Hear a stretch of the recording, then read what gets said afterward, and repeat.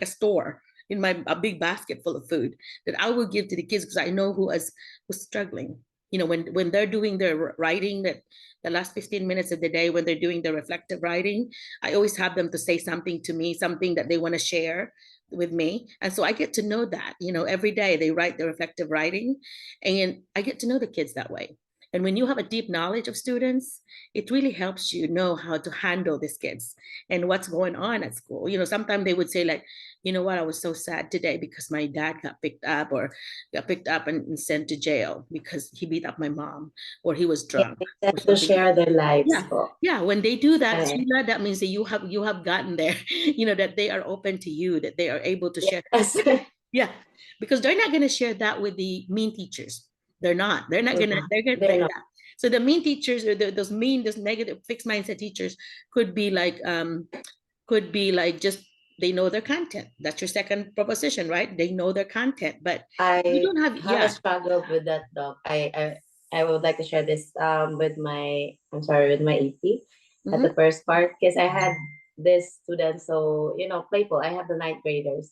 mm-hmm, I have and then my ninth graders are so playful. For me, it's being playful because they're just young. But I know they're sometimes overboard though for the and then my AP said, no, you're just over. I mean, do not sugarcoat. I know they're not worthy for your kindness. Oh, no. In my mind, oh no, because if you know the students, you will know that there is really kind part of that student. It's not being rude always. mm-hmm. So he said to me that they're not worthy of your kindness. Don't be. You have to be tough. You have to be, rude sometimes. Well, sir, I texted him really. Please give me time. I'm still adjusting because I'm new in here, Mm-hmm. and I know that kid is not like that because we were able to talk before that happens. Mm-hmm. I know that kid like that, but I don't want to be maybe rude or what, but just to be strong, tough, to be a teacher, Yeah. to but not mean to them. Right. There's a balance there. Sheila, you're making a good point because as a teacher, you should have that balance. You are not their friend. You are not their, Yes, you are their teacher. You know, when you yes. start going to the friend side, like, oh, I'm your friend, and Oh no, you no, have no, to be so no. informal. Yeah. I had a teacher that in my school that I had to work on his school improvement in order for him to not get fired because he had that. He crossed that line that students think he's just a friend. And he would sit like on top of their desk or so informal and would really not teach, would really just visit with them. And so I have observed him many times on many different days, different period, and I actually have to teach him. Like he had to stay, 2, 3 times a week in order to actually study with me a book. We did a book study and we Mhm. actually talk about what's in the book that reflected on what I want him to learn in all this. And so this teacher, it had a sad ending, but because he eventually just quit. He was so uncomfortable for him because the administrators, not me, but the other administrators were like also going there and kind of not nice to him and all this, and made me him so uncomfortable. But I know from my perspective that I thought I was helping him. I really was wanting to help him, and I did not know, he didn't tell me if I help him or not. But later on that same year, I think he had applied to one of my previous schools, Mountain Home. And so there, the principal, he didn't get hired, but the principal that just interviewed him called me, a friend of mine, and said, Merlina, you could not believe who applied at our school. And she started naming them. Uncle, oh, yeah, I know that. I know that teacher. And he said, oh my gosh, he said that, I would have quit teaching if not for this administrator in, name my primary school, Dr. McCullough, because she really worked with me, and she really was there to help me improve. And I really learned a lot from her. And without her, I would have left teaching. Something like, oh my gosh, you don't know the impact you make, just like you know the impact you made of your students. As administrator, you don't know what impact you have on every teacher until they say things like that. I'm like, Mm. oh, wow, that's good. I'm glad that he did learn something. He eventually got a job somewhere else because he's one of my friends on Facebook. So I found out. So things like that, Sheila. Some teachers might say to you that they want you to have the same leadership Yeah, style as them, which is I authoritative. struggled during Yeah, that time. Not really. yeah. I did not think of quitting teaching, but I think I thought that time that, oh, maybe I will transfer, Mm-hmm. because really I struggled during that time. But I think to myself, there's always a reason why I'm here. Yeah. Yeah. God So always points you there's to the always right. a Yeah. reason why I'm here. Why Yeah. why God put me here in this school. This school was not the school that I applied for, Mm. actually. It's just that our HR transferred me, I mean, submitted my credentials to the school. Recommended you. That's awesome. Yeah. Yeah, So for the she thought, HR. yeah. Our HR here, doc, is a Filipina. Ah, okay. Yes. So she saw So that you might be a good fit for that school, looks like. yeah, he forwarded my credential, my resume to the principal to that school. So that's why I told to myself, there's a reason why I'm here. So I will finish this this race here. Mhm. So just adjust. Yeah, well, good for you. Sounds like you have adapted. The thing is, that is very normal, by the way, your first month or two here, that is so discouraging sometimes, especially if you don't feel like Mhm. you have help. We had schools here that had lost a lot of Filipino teachers. And when I interviewed them, why did you leave? And they said, well, because I didn't feel the support. I felt like my colleagues did not like me. I felt like the principal did not like me.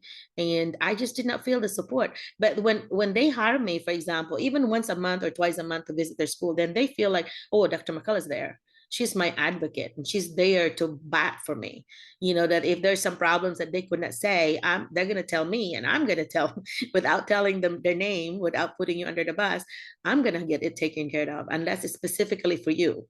Like with Leslie's, assignment, I have to say, Leslie really needs this, but if it's just something general, I would just say a general thing, because a lot of times everybody's really feeling that way, and sometimes it might be a misunderstanding. We're so used to like principals acknowledging us or really kind of be friendly, and some principals are just business only, like they're not very friendly.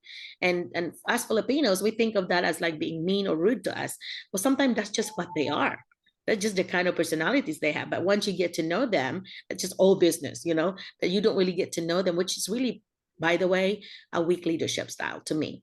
Because if you're going to be a strong leader, you're going to be friendly. You're going to have the servant leadership style like Jesus. Well, he washed somebody's feet, things like that. You are there to serve others, not to be served. If you see a principal or administrator that feel like, oh, I have to be served, to me, that's my perspective, is a weak leader. And those are the same leaders that would take credits of other people's work. And those are the same principals that would sneak out the first time that they would know superintendent is not there, or whatever, their boss is not there. They would sneak out and go home early or go do something else. But I've just observed so many leaders, and I have experienced so many that I'm like, I've learned that in my mind, it's like, okay, that's a fixed mindset person. Okay, that's a growth mindset person. And I know that a growth mindset person will always go above and beyond, would always see that glass as is half full instead of half empty, and would always want to help, want to open themselves up to helping others, instead of and when you help others, you don't ever think like that other person owes you. No, that you just help because you make me happy. That's what I do. I feel like I'm helping somebody, I'm happy. End of the story. I'm not gonna say, well, girlie, I helped you, you have to help me back. Never, never, never. To us, when we were little, we used to get spanking when you're like, oh, I shared with you the mango yesterday. You need to share. Oh my God, they call that, I know, I don't want to insult some of the Boholanos here, but my father would say, are you from Bohol? I don't know, for some reason, I don't know how Bohol got a reputation like that. Like you have to like, go back and forth or whatever. Here in the US, they call them Indian giver. Indian giver is like, you owe me because I gave it to you. And so you are being an Indian giver, and you don't want to be an Indian giver. If you give somebody something, that's it. You actually have something back because of the feeling you got, because you were happy that you were able to help someone or share with someone. That's the payback, really.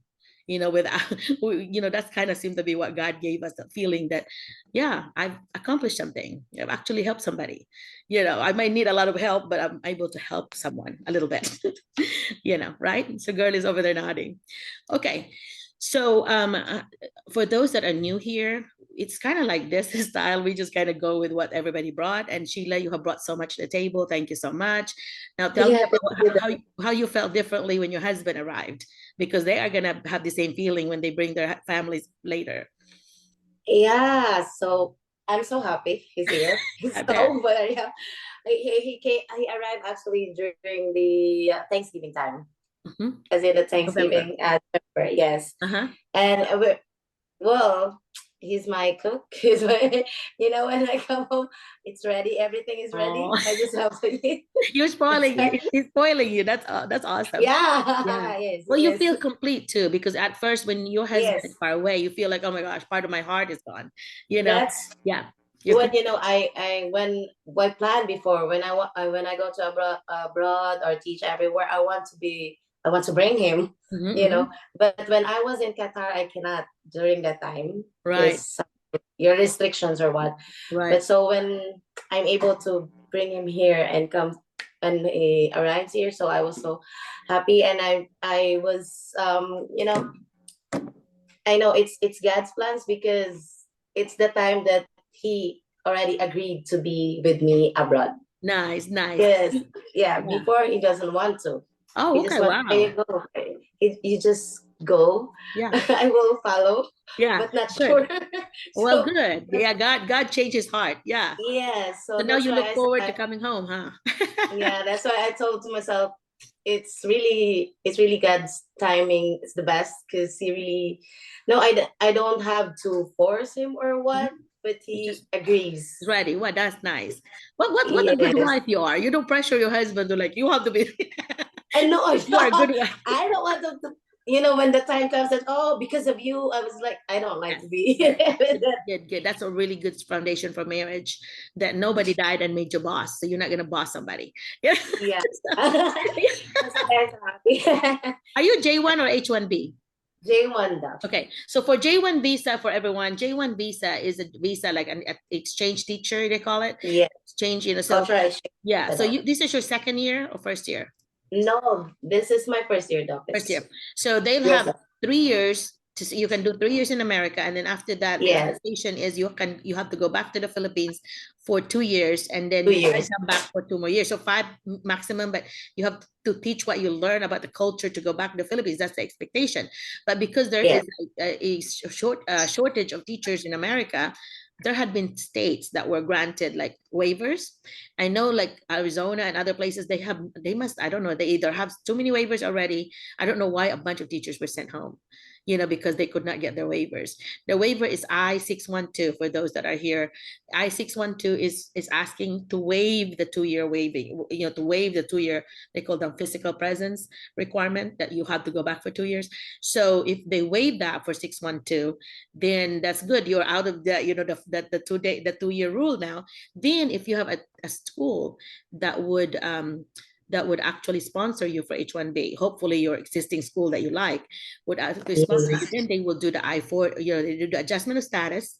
Okay, when they do the adjustment of status, they have no, wait a minute, you have to do I-140 first. And then after that's approved, then you do the adjustment of status, and the adjustment of status, when it's approved, you get a green card. And the green card is good for 10 years. And before the 10 years over, by 5 years, you should be able to apply for citizenship, because you have to have 5 years in America before you can apply for citizenship. You cannot have, for example, you went back for 2 years and come back. If it's broken up like that, you have to start over. So for example, you did that and you went to Philippines 2 years. When you come back, it's going to start from day one again. You can't count those when there is a break. There's a year or two break. You can count that. So yeah, so that's a path to you. Once you change your J1 to H1B, which is that's the one that I'm bringing the West Memphis bunches, so they don't have to go through all the other processes. They can actually, after your process, actually, for those that are getting hired by West Memphis, once you arrive here, maybe after you finish a year, even my brother-in-law who works for immigration said, just wait more than 90 days, because if you did something like changing status or whatever, within 90 days, you get flagged. And getting flagged means it's going to be disapproved. So you don't do anything really, to me, the safe is like by the end of the first year, apply then for, if your school will be willing, and I think they are, apply then for the adjustment of status from the H1B. And once you get the adjustment of status, then you get a green card. With approval, is your green card with it, 10 years. Okay. So H1B, you are one step farther already. For J1, you have one more step before you can get toward the H1BR. And for those schools that I work with that are hiring me as a consultant, I encourage them to do H1B. I will not push for J1 at all. And I tell them that unless you just really want to hire teachers every 3 years and you have all this mess with visa, because it's going to cost you, it's going to cost maybe, for those that from J1 to adjustment to all that, it's going to cost about $7,000-8,000. And for that, when you do H1B, so you might want to do the waiver, you may have to do it yourself for I think 900. And then the rest of them, if you do the premium processing, is about $6,000 is what it was, 6,200 or something like that. So that's what the Memphis schools paying for each one of you guys, $6,000. And so they'll pay for everything that includes your fare to come here. So it's like 4,500 with your fare. So anyway, so yeah, that's how much it would cost. Yeah. Question? Oo. Beverly? Oo ka? Beverly, either you have a question or please mute for me. Thank you. Okay, so any question with that? We just kind of jump over. So thank you, Sheila, for bringing the segue for the J1 visa versus H1B visa. Because I push for H1B, but most schools, especially if they've never hired anybody and they don't have consultants like me to help them, they get so overwhelmed that they would rather do a J1. You know what's the difference with J1 is they don't have to pay the expenses. They can tell you, the applicant, you have to pay for the expenses. They don't have to. You can do a split, half, or they can just tell the applicant you have to pay for everything. Because they're not really forced to. H1B, it has to be paid. Anything visa or licensure related had to be paid by the sponsor, which is a school or district. So yeah, the H1B has to be paid by them. But J1, they can get out of that and just tell you that you have to pay for everything. And the sponsors, you have the visa sponsors, which are, there's, if you Google US visa sponsors and you see the word bridge in there when you open, that's the right one. There's, I think, 2 pages of organizations that could become your visa sponsor. Some of them are nonprofit, which means that they are being funded by, huge corporation or some business people, whatever, for charity. And so it's nonprofit. That means they pay for your expenses. That's very rare, though. There are not very many of them. And so I don't forget the name of the ones that somebody told me that theirs were paid by that organization. It's gone quickly, So if you have a school that wants to hire you and they tell you to get your visa yourself, they meant the J1 visa. So you have to go get it yourself, and they have a screening process because there's all kinds of people that would interview for them. So they always screen you if you are good enough to be in their part of their, of their organization. So when I get my agency done, when ITSA becomes an agency, then you become part of ITSA, and I go, help you get a job. Yeah. So the sponsors are actually just J1 visa related. When you're talking about H1B, the school is your sponsor, so you don't need an agency at all. So, okay, so if you're aiming for an H1B, please do not get do not get a third-party sponsor. Third party means that they're not really one of the visa sponsors that are vetted by the Department of State. They're not in that list. Okay, so they're just third-party agency. They're just like, read the directions for you. That's what they're doing. Or they're just like telling you to, okay, let's connect to this visa sponsor, which you don't need, right? Because you can go straight to the visa sponsor. You don't need a third party agency that will charge you $3,000-4,000 to go to the sponsor that is supposed to be who you contact with, But there are several in the Philippines that would say they are an agency and they can help you come here. When they do that, you need to Google those visa sponsors that are vetted, or you can email me and I'll send you the link, or maybe Mike can put it in the link here, Mike, if you don't mind, or Joanne. Mike is my assistant today, so I'm going to ask Mike to do it.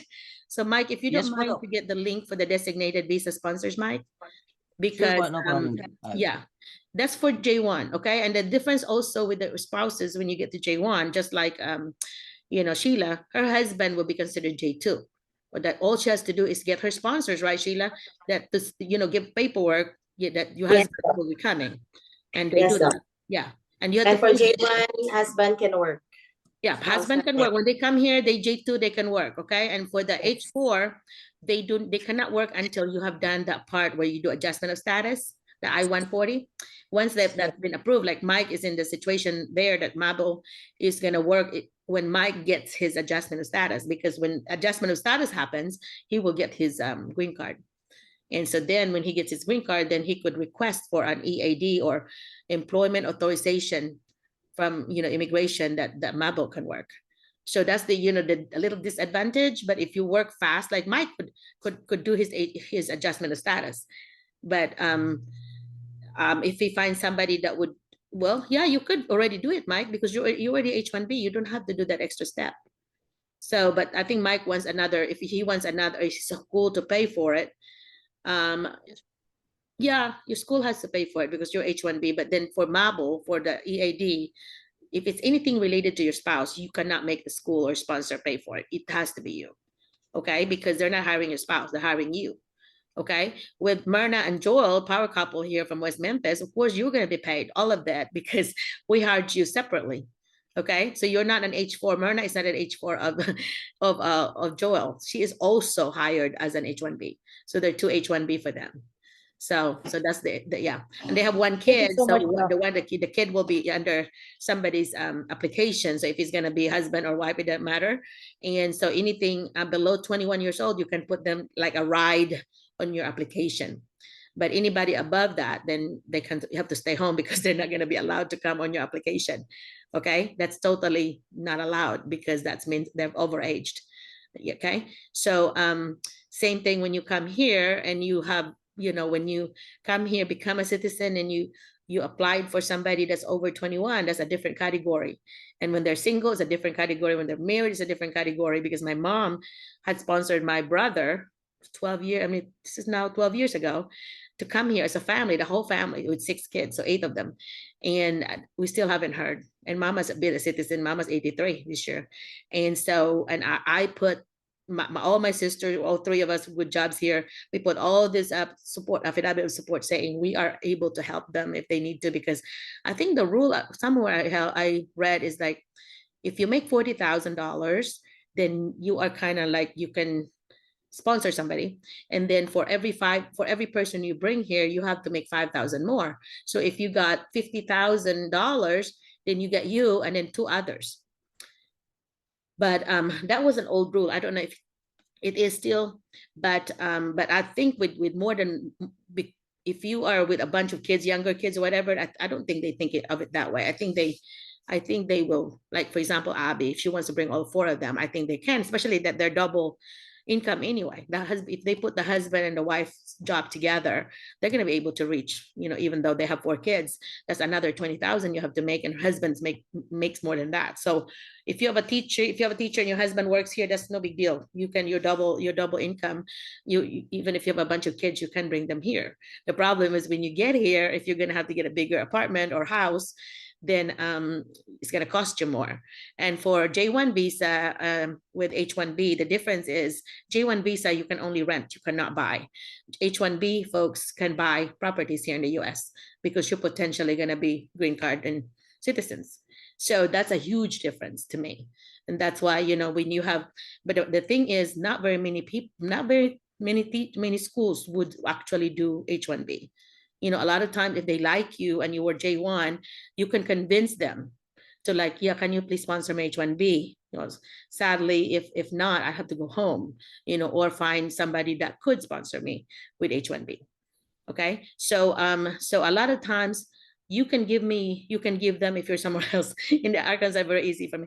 But if you are in another state, then you email me and you can give me the information, or you can share with them my information, and they could contact me. And I have step-by-step things that they can do, links to wherever, links to application, whatever, that I could send them. That way they won't have to start over and doing research. I've done the research. They'll just have to follow the steps.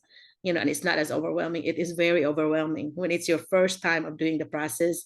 It's like, oh my God, you feel like you were just flooded with paperwork that you have to do. There's so many. And I'm sure that, like, Myrna and Joel, do you already feel that you have all this paperwork that you have to do loaded with paperwork? Yeah. Yeah, actually, Doc, I asked Joel if he's already done. He's done because he was hired first. Yeah. He's done. You know, you have And to he help keeps your wife. reminding me. Yeah, he keeps reminding me to do my papers because I tend to relax. And he said, hurry up, hurry up. But one thing I'm thankful is that yesterday I was able to file for the FCE. Good job. So Good job. Yeah. yeah. Hi for the TOEFL guys. Congrats, Mami Nay. Yeah. Hi, Hi. Sheila. Thanks again, Sheila. Thanks again, Sheila, for sharing. You know, Thank you, Mike thank has you, been thank my biggest recruiter. He's brought Sheila here in Texas, and now Joel and Myrna. So when Mami Na and Sir Mike, Elmer. yeah, Sir Elmer. Elmer Yeah. too. So when Mike sends Yeah, me they are my papers, colleagues too. yeah, when he sends Yeah. me papers of people he knew, they've been good. So he has not burned bridges with me yet. It's like, okay, this is Mike had given this to me, so this must be strong candidates. And when I talk to you, I'm impressed. So I always put them through because I know they've been good. They proved them well. So Joanne, I wish you a special ed endorsement because I was really wanting to push you for the perimeter one, but you don't have the special ed. So I cannot do that right now. But when the next elementary, yeah. Just remember, Joanne, you will be really good at the alternative school because you kind of look tough and you're kind of like you're very you would have been a perfect fit for perimeter. They just really wanted Wow. people with special ed. Yeah. Yeah, Special ed. I that's visited their fine. school. Yeah, I visited their school. Huge classroom, very big classroom, and there's only like 8, 10 kids, very small number. You know, they have 3 adults there because it's almost like it's not really a jail, but it's more almost like those kids that get in trouble all the time. They have to be sent off to another location, alternative location. That is where it is. And so it's pretty much like they can, it's almost like a prison because they have to have their little security thing to open the doors. Like I have to follow somebody with a security thing. Every door is locked, you know, so they every little doors that they go in, they put their little code there and it will open the door. So the kids are not just in and out. You know, it's almost like an institution is what it, you know, for them to have this behavior. It's called a behavioral facility.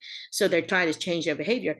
And so you teaching, but then you're in charge of teaching, but you have 3 adults there that would take care of the discipline.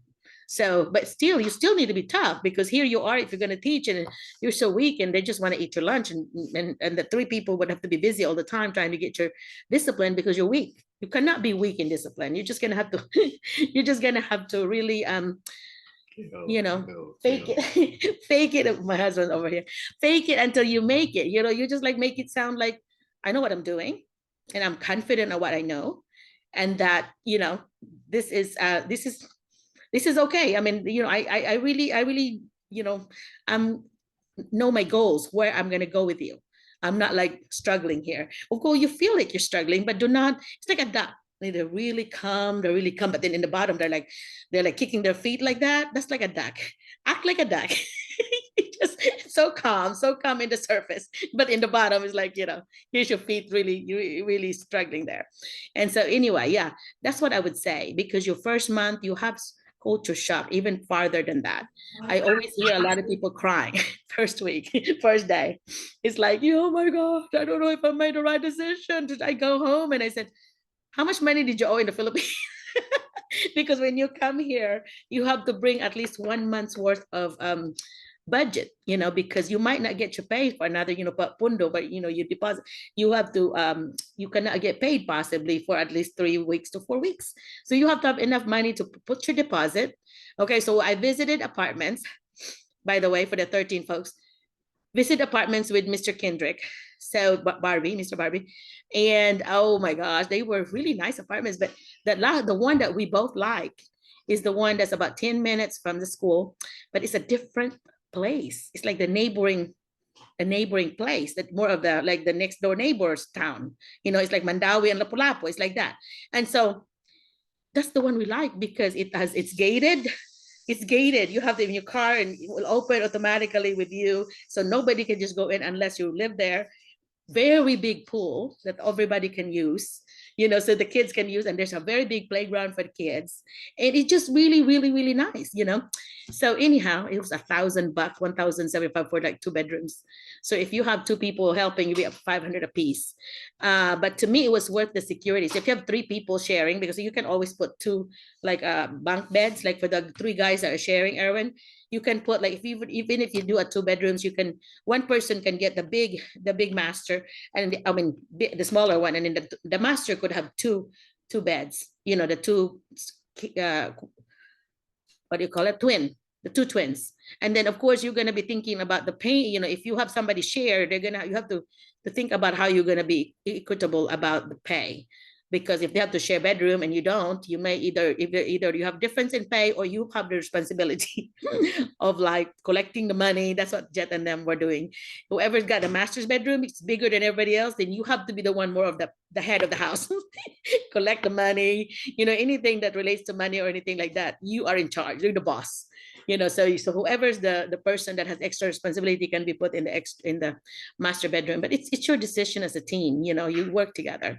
Okay, so I was like happy. Okay, now I told them, I'm like, I need about 7, maybe 8 units and all this. And they said, well, the security deposit, if they don't have their credit, which no credit means bad credit here. So after 6 months you'll have good credit. But so you're supposed to pay $650 deposit. I'm like, no, that's a lot of money that they have to pay. You're talking 300 some thousand for you guys. So I said, no, you can do it. What do you charge for people, the deposit for people that have good credit?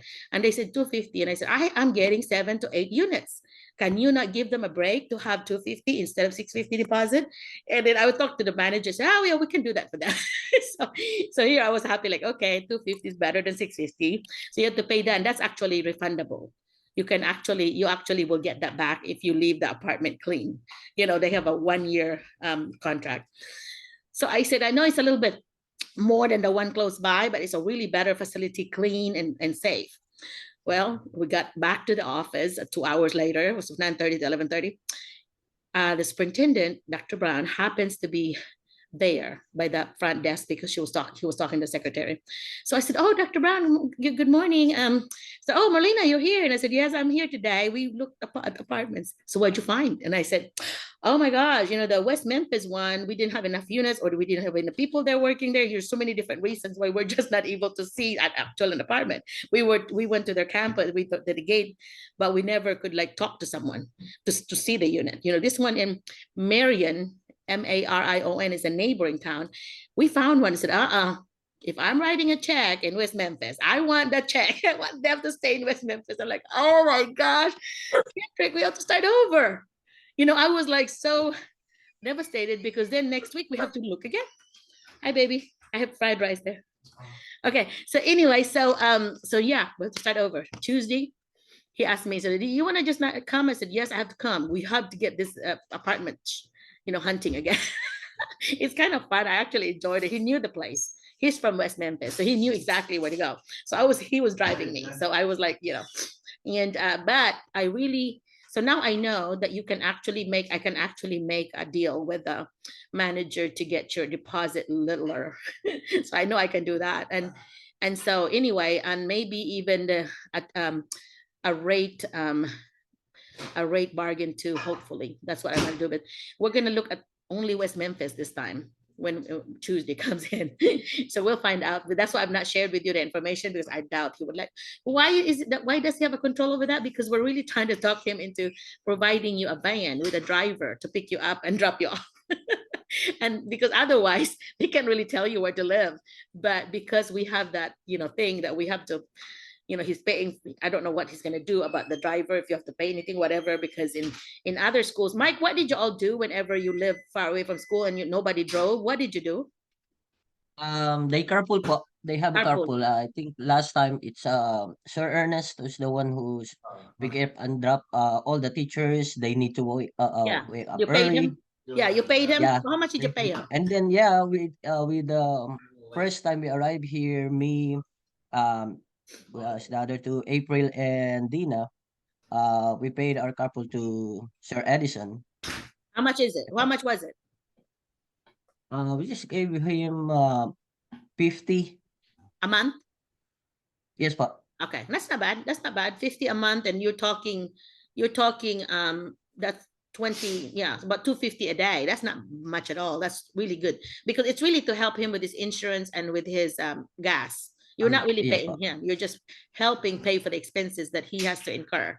Okay. So you always offer. Nope, you should not feel like you have a free ride. I didn't have to do a free ride with Mr. Kendrick because the school was gonna pay him mileage anyway. So anyway, so anytime that somebody will do that and it costs money, always offer. They might not take it, but always offer, okay? And be ready to pay for it if they say yes. Because there's no such thing as free thing here in America. Everything costs money, dollars. And so anyway, so with Ernest then, because he was here before Mike, what they did was they happened to be, Airbnb. This is a bill as there were four of them, 4 or 5 of them in this big old house. And across the road was the owner, and the owner provided them a ride and picked them up. And I think they paid $5 a day. So 25 paid $100. So they paid more than Ernest, asked. So they paid $100 for the month. Everything they got paid once a month, and they got paid, 100. Or if it's twice a month, most schools are actually paying twice a month. West Memphis, by the way, is like they pay on the 5th and the 20th. Okay, so that's your paydays. And so anyway, because some bigger schools like West Memphis, they have to pay twice. That is a lot to process in just once. So they do twice a month. And so that's when they pay. But it's the smaller the school, the most probability that they only pay one time, once a month, because that usually the secretary wants to just save that time instead of have to do it twice in a month. They do it once. Sheila, do you get paid once or twice a month? Twice a month though. Twice a month. So you are also a bigger school. Yeah. Yes. What's the school population in yours? How many kids in your Like, district? I forgot actually. Okay. Actually, but it's really a big school 5,000. though. Huh? It's really big school because they merged 2 schools. Okay. So this one has more than close to 5,000. Yes, though. Yeah. It's more than 4. Oh, okay. So that's so it's a size of West Memphis is yours. But like Helena only has 1,000 something or 2,000 something. I don't remember. But I know Brinkley only has like 800. So it's a small school. Brinkley, I'm excited for them where Maria and Christine and Leslie and Shireen are, because they're building a new school and that's going to be ready for next year. So they'll be in a brand new spanking new school. So I've seen the design the other day. It was nice. But anyway, so it's always good to be the first ones to use a school because, oh my gosh, everything's new. Hi, baby. Bye-bye, baby. And so anyway, so yeah, it's that's what it is in the difference of the school here. There's going to be and you're also going to be having the difference of how strict the administrator is. I've worked in schools where, well, we were in a brand new school too. I mean, my God, they were like, you cannot hang things on the wall without using this particular whatever. So it would not get the part of the wall when you take it out. There's a certain something they want us to use that's safe. And they had a secretary order a bunch of them distributed to the teachers so that we won't mess up the wall of the school. And then so they're going to be so picky about a new school, right? But some administrators are not. They're like, in some campuses it's open where the teachers can actually go out and get lunch, but most, maybe I want to say 90% would be closed campus, which means teachers and students have to stay in for lunch. You have to bring your own lunch. And being Filipinos, where you really like rice, I still do not bring dried fish and anything stinky like that. You can eat that at home, but do not bring it to the lounge or the work room, because you don't want to be labeled, international teachers have stinky food. That's just more of a respect for them as well. Okay, so try to remember the smell that might go, but you can do whatever at home. Also think of your neighbors when you're at home. In an apartment where you're just next to each other, they may smell the dried fish or whatever. In my home here where I have a really huge space where I don't have any neighbors, I can just cook all kinds of dried food. Nobody smells it. Even if the wind takes it, nobody smells it. So I can do that at home, but I still don't do it inside my house. I do it outside in my grill. And Abby and Leslie, when they come, they know they always cook that dried food and put tomatoes on top of that's my favorite breakfast when they're here. But anyway, so the food will be different, guys. Okay. So they're not going to be Texas. Sheila, do you have a lot of Asian restaurants, or it's mostly Mexican restaurants? Asian, mostly Mexican though. Yeah. Not too much Asian. Yeah, Because we're actually almost 2 hours from Houston. Yeah. So you are maybe I don't know, you're still far away from Mexico because you are, yeah, Yeah. you're not close to Yeah. the border at all. Like if you are by Waco, Texas, or somewhere in the end of between Texas and Mexico, and you will have lots of Mexican students, like Spanish speaking students there, although they are all over Texas. There's a lot of Spanish speaking students. Is that right, Sheila? Do you have a lot of Yes. Spanish speaking students? Yeah, we have Hispanic. That's why I have Hispanic students. That's why we also have for teachers that, because they said it's near to the border. Yeah. Texas is near next to Yeah. Mexico, so that's why they said it's there are a lot of Hispanic students in here. Yeah. So if you know Spanish, it's going to be an advantage for you guys. If you live, especially if you teach by Arizona, Yes. by Texas, by California and San Diego, they're just you can just have a bridge and then they walk. Students get amazed though, because some of those, we are in. I can also understand some of, not all, but a bit of those Hispanics that uno, dos, tres, and I was. Yes, we have that. Yeah. I said because we're using it in our Yeah. in our dialect. We're using it on the dos. Yeah. We have like lunes, martes, miércoles. Right. Oh yeah, I think about 80% of our Filipino language is actually Spanish. Yes. So like, So they get amazed. Yeah. And some of the students, I thought you're Spanish. Go, no, I'm not. They do try to speak to you. Yeah, they think people speak Spanish to me all the time. It's not my student, but when he came to me and said, hola, because yeah, hi. Yeah, hi. I would just say, yeah, hola. What's that? Well, I don't know if I got this right, but you is Filipina and hablo español, poquito, señor. Yeah. Yeah, I speak very little Spanish, and they like, oh yeah, I know my Spanish is And so they get bad, and they amazed. know I'm not from Mexico. Yeah, so it's an advantage for you to have ESL training. If you have taught ESL online or whatever, put that in your resume. Because especially in Northwest Arkansas, there's a lot of ESL students, and so I was an ESL director. I was ESL trained. I have the international licensure for ESL. So that's why I was made into an ESL director. And so we have people that came from Mexico on day one, and I had to talk to the mother, and I was making my Spanish from the Filipino thing. I just performing. So they would know, but it's broken. It's like the Chinese speaking Filipino, and it's really broken without missing things. That's what But I got to it through the parents. Because I'm the only one like, oh, Merlina, could you please talk to this mother that doesn't speak English at all? It's 100% Spanish. And I'm like, okay, let me try. And so I've done that a couple of times. And then I trained all the teachers on ESL strategies.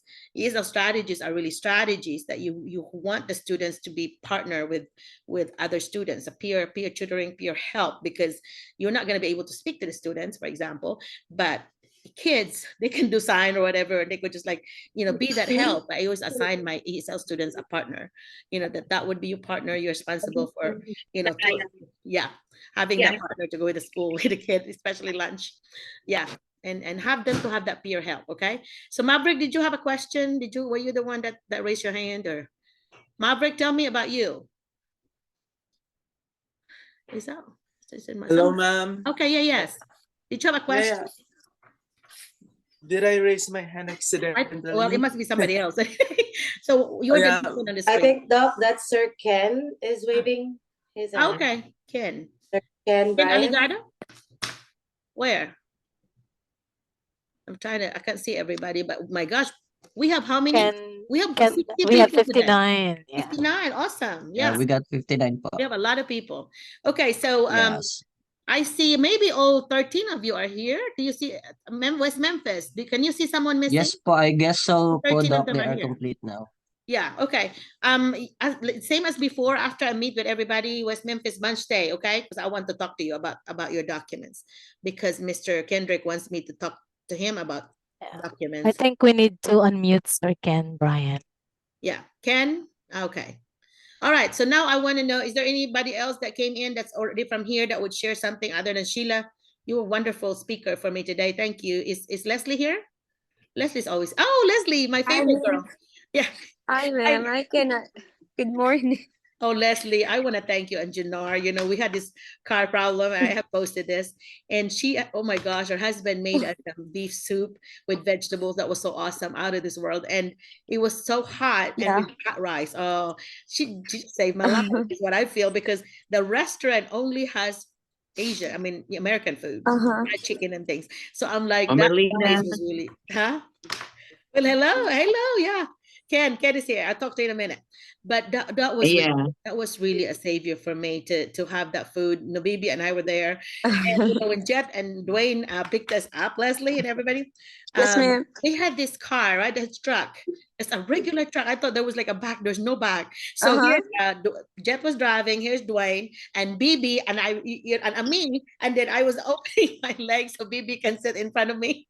But she Oh sat on my lap, but she no. was like in the seat in front of me. Oh, poor baby. And like, I see maybe half of her bottom fit. So we just Aw. stopped and I took a break. But she's such a good sport about it. Like she was, you know, I felt bad, but that's the only way that But you can get back. You know, 4 hours she away. she sent me a message when you were about to go. She's like, "Dai, we're going home now, and thank you for the food." And I'm so happy because she texted me Yeah. and she sent me pictures of you and her, and you know, some videos. Like, and when you were at Hardy, she's like, "We're at Hardy right now. We're closer to home." I'm like, Oh, "Thank you, Ate Bibi, for your updates. I'm yeah, that's happy nice. because I I didn't was know she. about to text you if you were fine, but then she texted me, and I was Oh, happy." so sweet. I have to thank her. I did not know she did that. So we were Yeah, at she did it. McDonald's. Yeah, we stopped at McDonald's, got Yeah. something to eat. Yeah.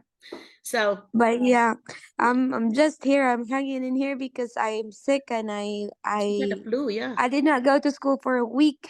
Poor thing. Are you okay now? You think you can Vacation. go back, Mandy? I think I can go back on Monday already. But Junior is now, I think he's sick, Oh, poor and I'm thing. just glad that Exora is okay. So we Ah, bought COVID testing kit yesterday, and thank God we're all you're not. negative, Oh, so we're negative. fine. It's Okay. just the flu that going around. I But did. yeah, I'm Yeah. glad. I'm glad to be here, and I'm glad that there are a lot of teachers who are here today. There are Yeah, there's a lot. 59. I did test too, and I was negative. So Mike, you didn't Oh, give thank it to God. me. You know, Yeah. 'cause Mike picked us up with Michaela, her daughter, his daughter, and picked us up and brought Bibi and I to the hotel. So Mike, thank you so much. I had two saviors there. You know, actually Leslie and Mike, and I felt. It would have been scary to be stuck in the middle of the road, two women, and good thing it wasn't dark. But I Yeah. felt so safe that I was just 15 minutes away from you guys. I felt like, oh, there's about Mm-hmm. 15 teachers right close, nearby that could actually help me if I need help. And so the first two people I thought about was Mike and Leslie, because Maria and them are on different side. But yeah, so thank you so much. And I didn't realize you had flu and you still helped me. So thank you. Yeah. And No, Mike, ma'am, you're you're awesome, always Mike. Yeah. welcome. Michaela is getting so big, Mike. Anyway, all right. So back to our topic. Since we don't, do we have any more speakers? Do you see anybody else, Les, that would speak for us with us? I know Ken is gonna be my next one if we don't find anybody else that's a regular. Yeah. Is Ken? Yes, ma'am. Oh, Ken. I have to give a story about Ken. Okay. Somebody left me a message. It says Blytheville, and I'm like, I don't know anybody from Blytheville, but because it's Blytheville, I said I was gonna. So I listened to the I don't know if it's a text or it was a text or it was a voicemail. I mean, anyway, something about Mr. Ken, and I said, he called himself Mr. Ken. He will be a Filipino. I think it must have been a text because how did I know? So I called him back, and that's when Ken talked, and I happened to know that he is one of the 8 Filipinos teachers in Blytheville, which is about maybe an hour or 2 hours, maybe from Brinkley. I have to Google that. Anyway, they're not too far. They're not really too far from the other Filipino teachers. They still have to drive, but anyway, so we talked, and there were 8 of them, and there's some from Karkar, which is where my mom is from. Fran, my cousin, is here, and they're from Karkar, from Napu. I think Fran knows some of them. You might know Ken. Do you know Fran, my cousin? Ken Aligado. I thought I saw your name here. Yes po, he's Is he here still, po. is he still I on? think he's fixing something. Oh, okay. He's issue with technology. Anyway, Harb. I see you, Harb. So anyway, Harb, I'm gonna call you after Ken. I was trying to go here. That's a lot of people today. Yes But po, we anyway, so have a thank lot you so bunch much. of people here Okay, now. Ken is not here. I thought I saw him and then he got away. Okay, so while waiting on Doc. Ken, oh, okay. Sheila, is your husband there? Can he like say hi to us? I'd like to see what he looks like. Sure, Doc. He's here. Hi, ma'am. Well, hey, sir, welcome to America. I had your wife on meetings like this before on the other side of the world. Yeah, when I maybe when I applied first at the Philippines, I'm still at the Philippines that time, and then Yes. after he Yeah. was there also. Yeah, I played a little role on that. Yeah. Okay. And now Welcome he's to here. America. You like it here fine? You like Madam? I like it. You like I'm so glad. I'm so glad because you just made. But you know, Doc, I'm so proud of him. Why? Because we just transferred the new apartment, and he has a friend now there. Oh, outside. cool. Yeah. It's Yeah, our always first good. week here in Ah, this awesome. place. We are in Port Neches, but I'm teaching in Beaumont. Ooh. Yes, but the Port Neches is I like the place. Okay. Yeah, but yeah, because in the other, It's you know, friendly. we can smell not good in there. So this is a better. Sounds like a better location for you. Yeah, And it's hey- better here. Although it's kind of far, because it's a different town, Oh, okay. but it's a safe place, a safe Yeah. environment, nice one. And he Nice. already has a new friend here. Oh, cool. He likes You know, to go out. sound like you're doing a good job of getting food ready when Sheila comes home. That's good. And You're a also our keeper. HR dog. Huh? And our HR loves her. I love his cooking. His Oh, adobo. Yeah. His dried Awesome. adobo. He likes Yeah. his he some I mean our HR, she sometimes with her family. She sometimes went here in the apartment, have our lunch, and sometimes we go to her place. Yeah. You And can it's always near. get a job here later. Yeah, if you want to. That's always good. And Yeah. he is our HR, I mean the husband of our HR was already talking at Admiral Oh, Refinery something. Mm. He already talked to him and said that if you have your work permit, just tell me. Because you Yay. are already Congratulations. recommended to the company. Okay, well, keep us updated on that, Sheila, okay? Yeah, sure, Good Doc. luck Sure. on that, sir. Yeah, what's We're your waiting for first the- name? What's your first name? Henry. Henry. Oh, yeah, I have a Yeah. friend, Henry. Yeah, Henry, congratulations for being in America.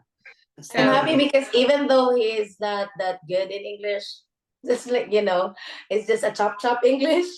okay, He's it's okay. able to communicate, and he always he has a friend now and another friend beside our apartment.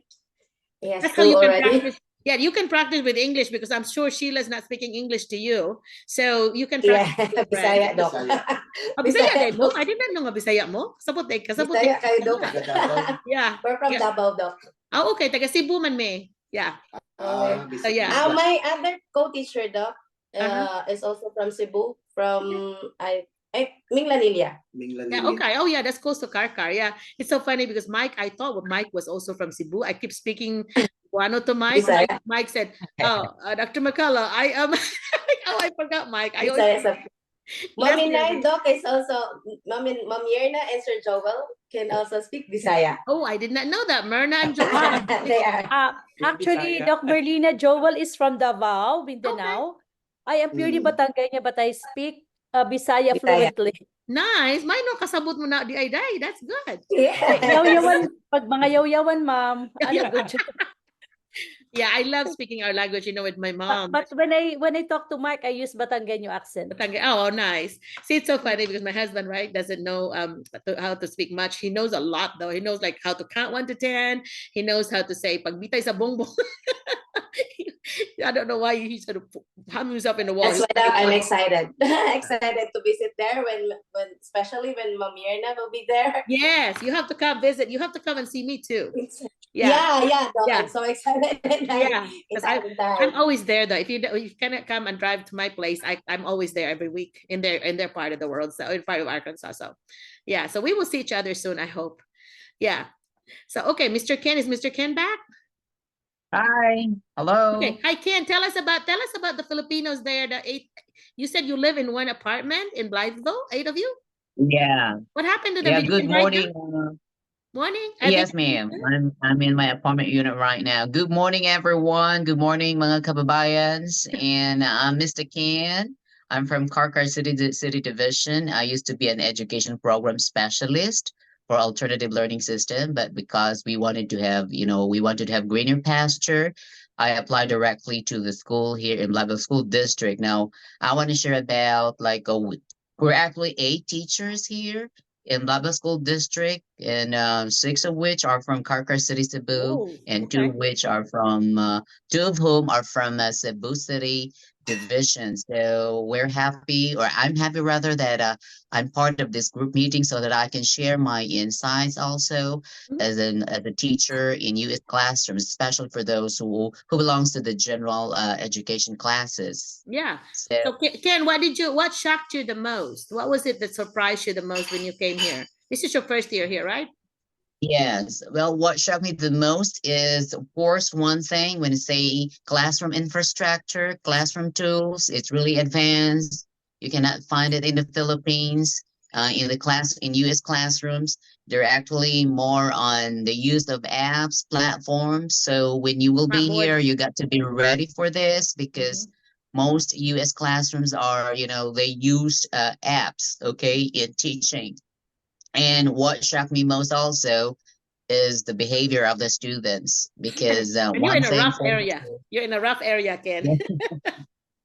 one Yeah. thing for sure, my place here, Blackville School District, is one of the, shall I say, one of the towns in Arkansas who has the highest crime rate. So Yeah. I'm kind of expecting that students here are not that really, shall I say, behave, but really they are not. They are inside the classroom. So Okay. right now, I'm still, looking for some strategies how to manage my classroom. That's one thing that you should bear in mind when you come here in the United States, classroom management, because it's something that's really hard because it's totally different from the Philippines. So when you come here, do not bring that ideological principles of yours. Classroom practices of yours that you're actually the boss when you shout and when you just one yell into the classroom in the Philippine setting. They just sit down there, even if you have some 60 students. But here, even if you have few students, it's really hard. I mean, I'm still studying it. I'm still, immersing myself how to really manage my students, especially that I'm handling students mostly are blacks and they're not whites. Okay, I only have two or three students in the whole periods from first to eighth periods.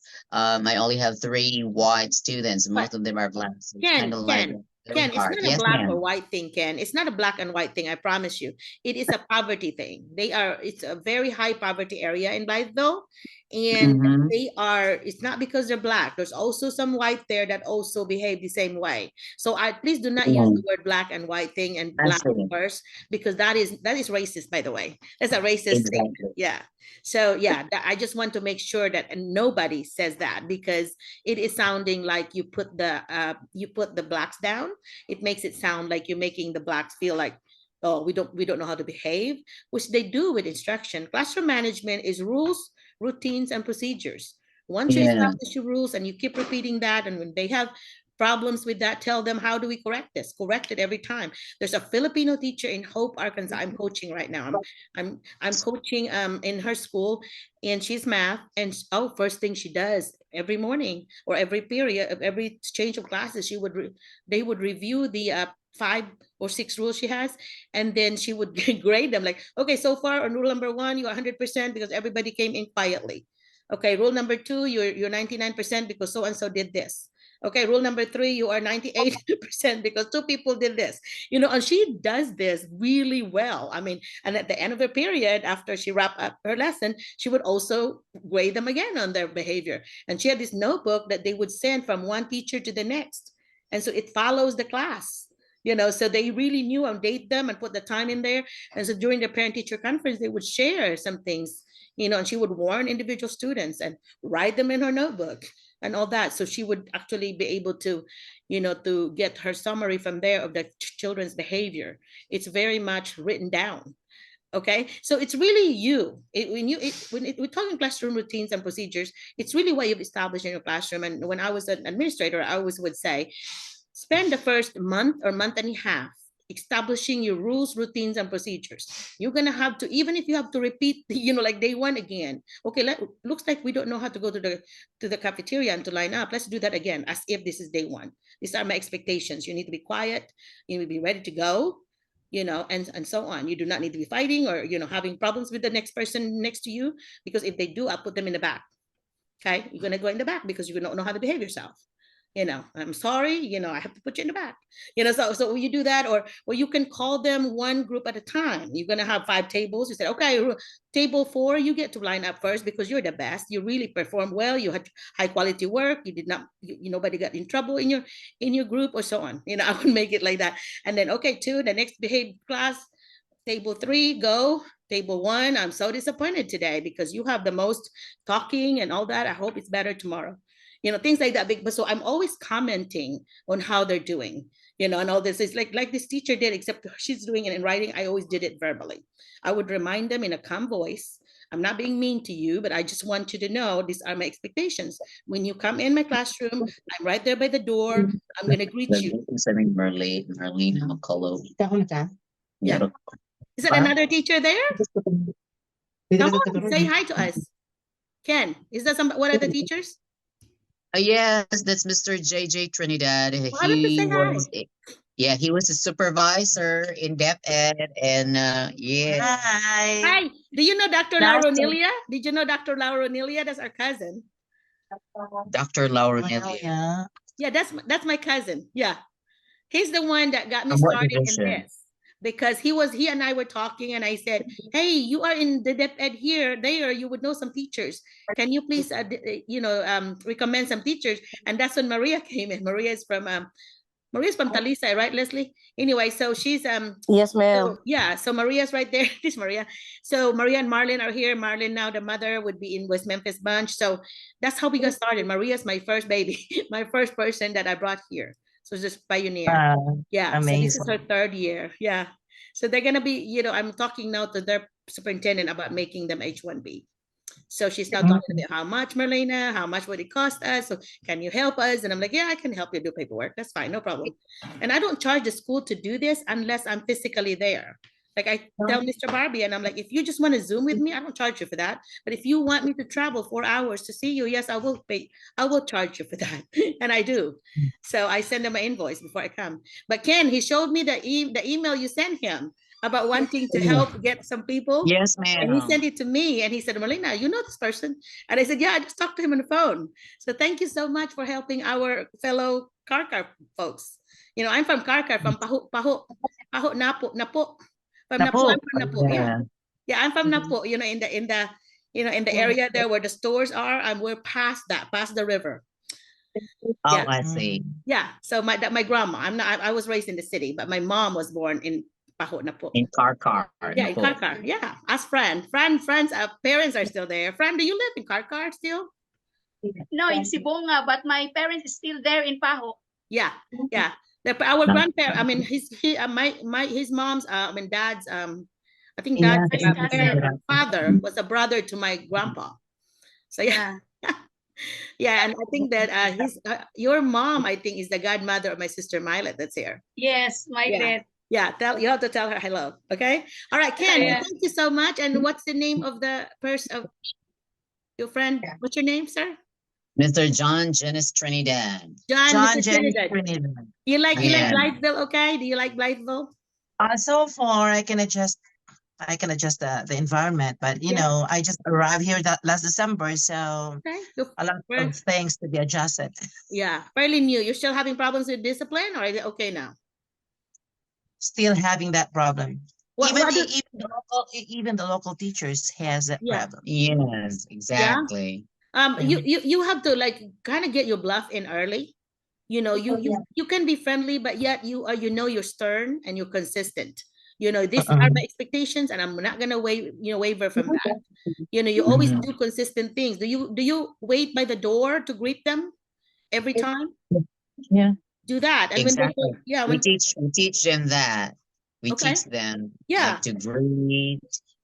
Because most of them are not in the mood when you face them. Like, oh, they say good morning. Sometimes I change good morning. Hey, good morning. Yeah. Well, you know, sometimes they have their mood, especially your middle school, you know, you have their identity crisis there going on. And so when they first come in, you establish that rule. My class, I would say, okay, when you first come in, there's already a piece of paper on your desk, and that is our bell ringer. You know, your bell ringer, and The you know, I bell set the ringer, timer. yeah. Huh? The bell ringer. Yeah, we do that, and they have that. My expectation is you have to do that, and then I have I always have a couple of folks that are always new, always like fast coming in, and they'll be my leader. That's their job, is to make sure that, you know, everybody behaves or whatever, and they take notes and they give it to me. And they would say, okay, so and so did not get started immediately, or so and so was, you know, talking or whatever. So I would, the moment I turn my back, come in, close my door, then I would take care of that note. Oh, I'm so disappointed. So and so, you owe me lunch today. You owe me your lunch detention today. So you're gonna go see Mr. So and so for lunch. You're eating your lunch in that room, not with your friends. You know, so you have consequences on those. You know, because that expectation. Remember, the expectation is when you come in, we're gonna start working. You quit visiting. Yes, that's really one thing. But there are students who don't really want to work. So what I did here is that. I write every time that he failed to do the work. I write classroom issues. The good thing here is that in Blackville, we have that tech. We can really just write easily on the computer on classroom issues. And if it is recurring most of the time, so that's the time I call the assistant principal. And sometimes we have to talk with the parents sometimes if it doesn't gonna work. So the principal said, oh, that's the way it is. Yeah. Yeah. See, it's usually backwards though, because a lot of time you talk to the student first, right? And you're going to work with the student, find out, and you get to know the student, find out what really makes them not, you know, they don't like, for example, if they're really good with friends, like they have lots of friends, they don't want the you know, recess, because they don't get to visit with your friends. So that's what you can take with them. But then if they don't want their parents disappointed, like, oh, so and so, you know, this is your last warning before I would call your mom or your grandma, you know, that's your last warning, you know. And sometimes you know the weaknesses, you see, and the strengths, right? Yes, so knowledge of students, yeah. And so then I also have someone then that would do the attendance. So I had my little clipboard with their seating assignments. So they have to do just look and see, for example, there's 16 students and there are only 14. So there must be 2 that's missing. And then the student will write it. I have a board there for all the different period. And then they'll just put the names of those people absent. And so all I have to do is like look back at that board who's absent, because I already have a person with a job, and you need to give jobs to students. Okay. And that job stays with a student like every month for that particular job. They love to be that. And so there's always an assistant, because in case somebody's absent, that assistant becomes the main one. And then we pick another assistant and it goes that way. Okay. So the more jobs you get students to do, the better. Your classroom, an ideal classroom in America, I don't know in Philippines, but in America, is a student-centered classroom, which means that your classroom is being run pretty much by students. You know, so you have leadership teams, kind of. You know, I set it up like they're a government. We have a president, vice president, and all this, and they are pretty much in charge of the school.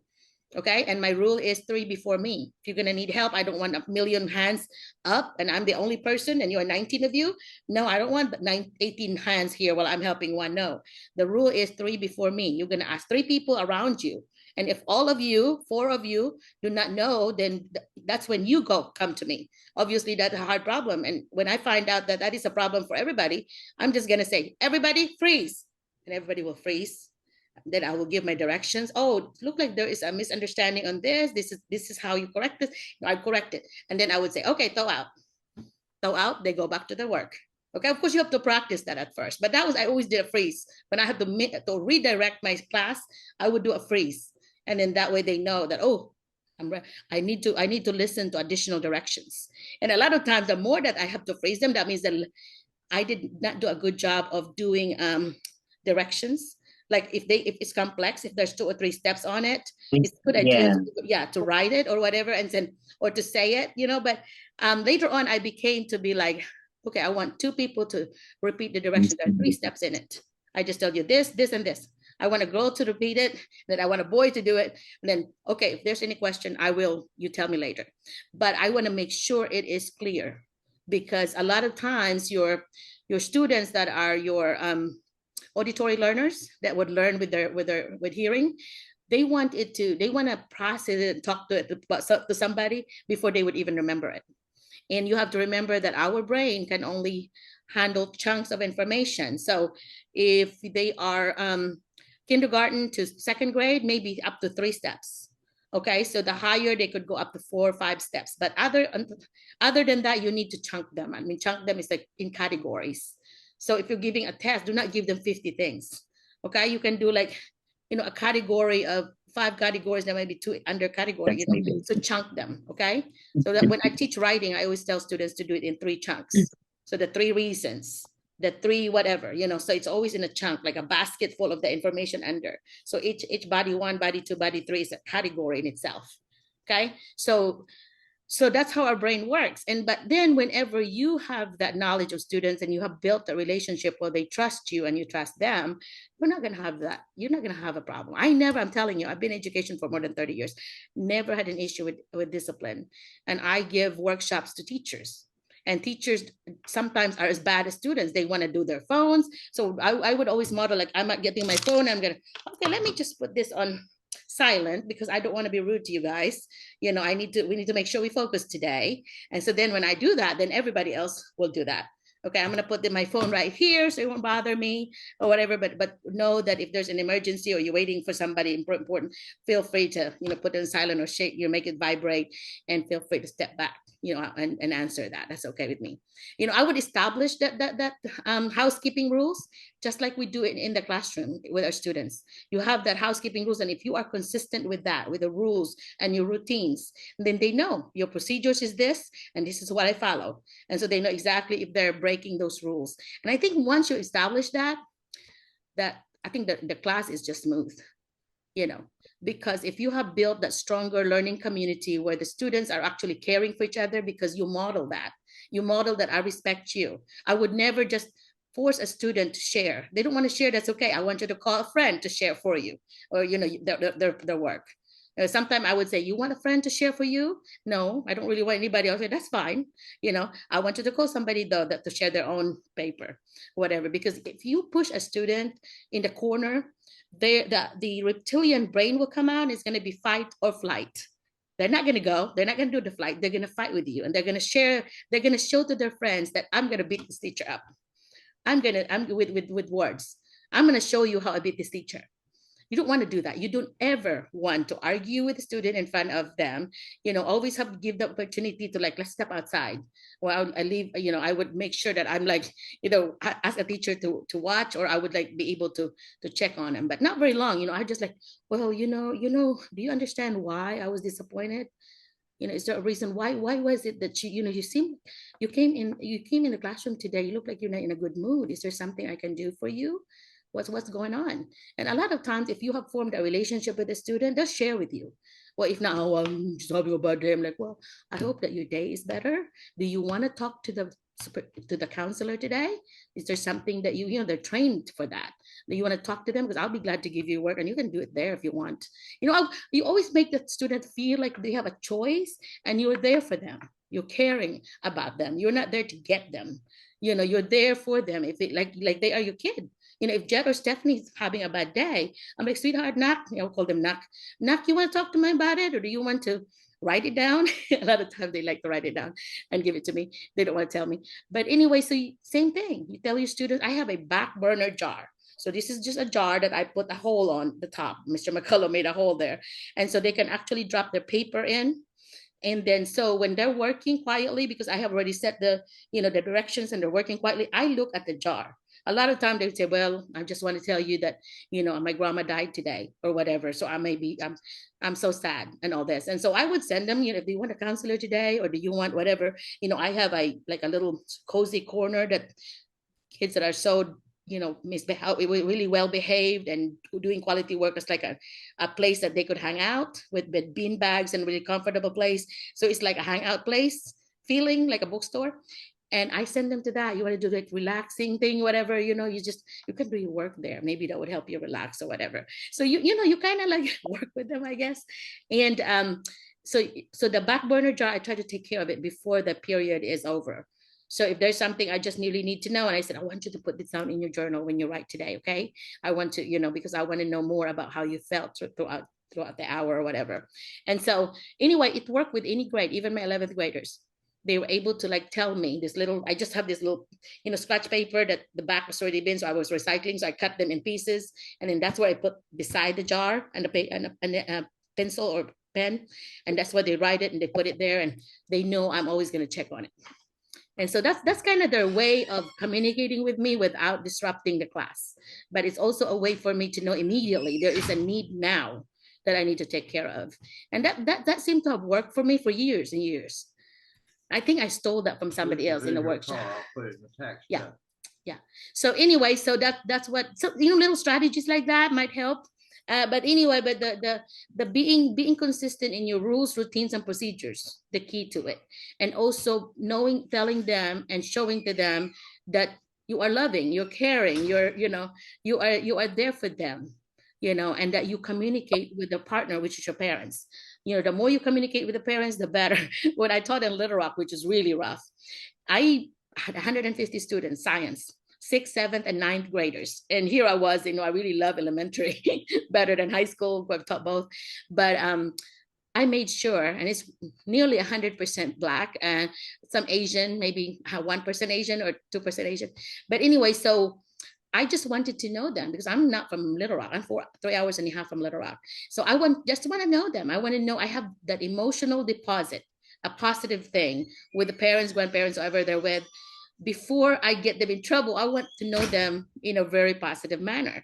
And so the first week I did that. I was able to contact 150 parents or grandparents, mostly grandparents, that or single moms that they were living with. And I got the situation. I had a notebook. I started writing down things like one mom would say, I was working 3 jobs. So, you know, when my son comes home, he's pretty much on his own to do his homework. And we have a neighbor that looks in on him. So I would write things down like that in order for me to get to know. It's almost like a research for me to get to know my students. And they were able to, oh, by the way, I am their new science teacher. My name is whatever, you know, and this is my number. So make sure that if you have any question at all in science, do that. And then of course, when you give them the number, they also want, oh, this is my cell phone. So then I wrote down, I have this notebook full of things. So then my students would be like, and I can tell that a bunch of them did not want me to contact their mother or grandmother.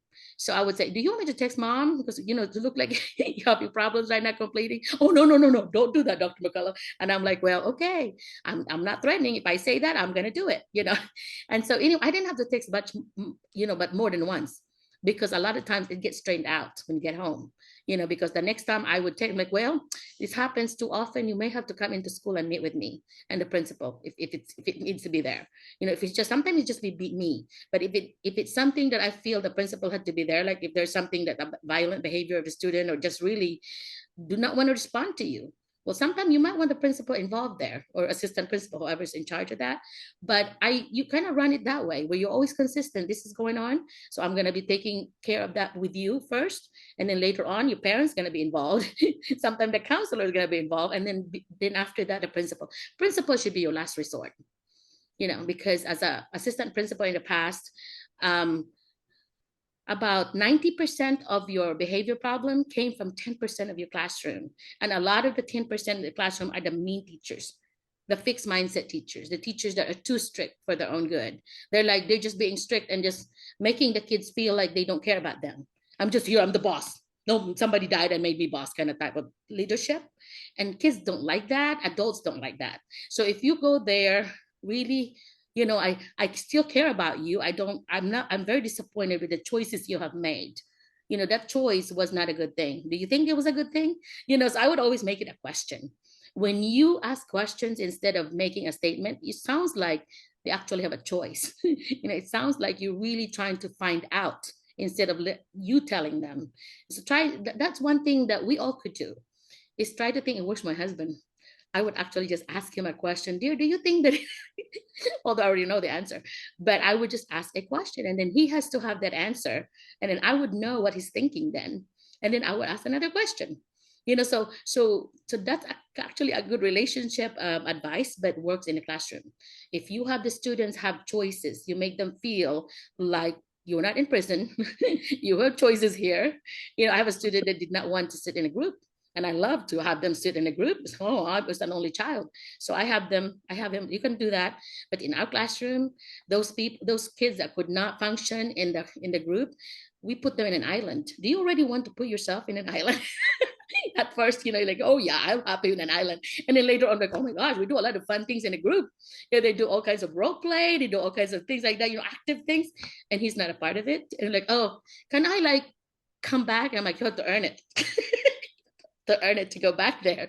And so anyway, so you kind of just have this idea. It's like games, but it's really because of what you know about kids. So you dangle those carrots in, and then let them beg for those carrots, because you know them. Not everything would work for the students, for every student would work for the other one, just like that story about the rabbit. Oh, don't put me in the straw, because I really hate that. And that's what he liked. But anyway, so remember that story? I don't know anybody remember that story. But yeah, so things like that work for me. Of course, I would never say you do it, but I just suggest to you that you might want to try one thing. Somebody could say, you know what, I'm going to try the asking a question part, so it doesn't make me sound like a bossy teacher or a bossy person. You can do that, and then tell me if it works for you, because it works for me, even with talking to the strangers, like that. And just have that smile when you talk to the stranger. To the kids, if you smile a lot, especially if they misbehave, they think you're soft. They think they can just eat your lunch. So I'm like right there, just very consistent, and I'm not being mean, but I'm just like neutral, calmly doing that. I'm not screaming.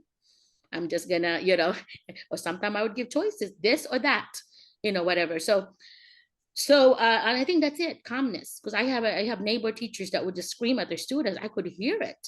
And I feel so bad for those students. I'm like, oh my gosh, I'm so glad my daughter, my son is not there. I would hate for them to be screamed at every day. And that was the style of this teacher.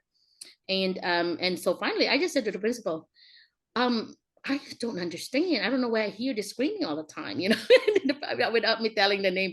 Yeah, you're so and so, right? And I'm like, I'm not going to confirm. I just want to know that I just want to know if you knew as a leader in this building. I don't know if you knew, because I'm hearing this every day, and I felt bad for the student, all this. So anyway, so things like that, because in the classroom, you just really want to have them feel cared for. Right? Comment, Ken. Have you tried any of those strategies? The rules, routine, procedures, and asking questions and giving choices, all that. Have you tried any of them? Well, I tried. Right now, I'm actually making do some other things. How can I spoke to them individually, in a moment when they are on task. Some of them are really struggling, so I have to go with them individually and talk about what makes it harder to do, something like that. So at some point, I believe that I think I did my best. Yeah, that's all you can do. I was really happy last Friday with my assistant principal. She was in my classroom and she said, Mr. Ken, not to brag about, you did a good job here. You did an excellent job, because you really wanted that your students will have to do their task. You wouldn't want that your children will miss any lesson. That's what I did. So usually, because there's a camera there, so that's one thing that bears in my mind, that whatever happening inside my classroom, everything is seen. Recorded. Okay, so yeah, so I have to do my best too. So I really wanted, I don't want myself to, sometimes it's so tiresome, I just sit down whenever they're on task. But my principal, that was the second month, that was November, she said to me that it would be better during our collaboration time.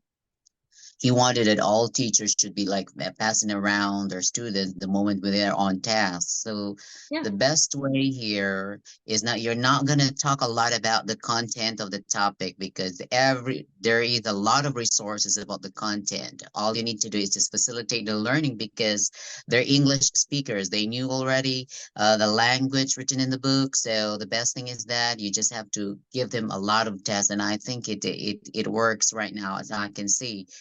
I give them a lot of worksheets. I diverted from a computer-based activities, because most of the time I believe that they just copy and paste answers. So I diverted it to like worksheets because that's the thing that I can really see how they work, especially I put some, higher thinking questions because my subject is American history and world history. It's kind of like some would say it's really a boring class, but that's the challenge on my part because when I was still in the Philippines, I was awarded as the most outstanding social studies teacher in my school, and of course, way back 2014 when I was not yet promoted into an EPS2.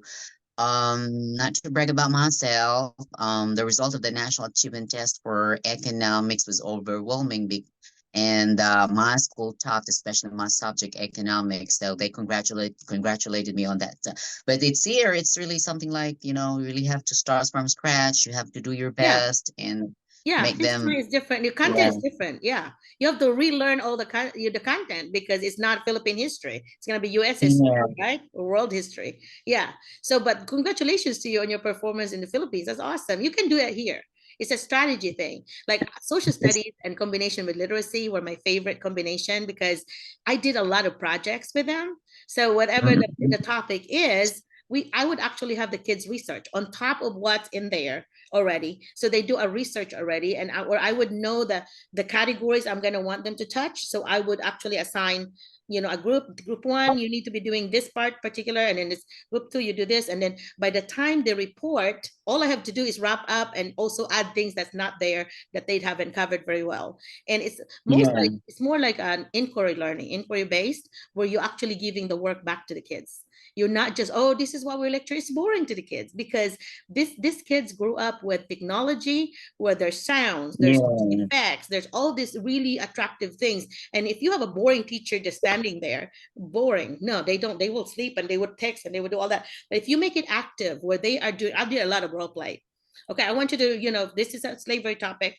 How do you think that describing here how the slavery is being auctioned, the slaves were being auctioned and so on. So let's do a scene about this. How do you think it looked like? Of course, they're going to base it on some things that they've seen on TV or whatever. And I would always ask, hey, where'd you get that idea? It looks like this, I love the way that you added this part, whatever. Where'd you get that idea? Oh, I watched it from this movie that I saw or whatever.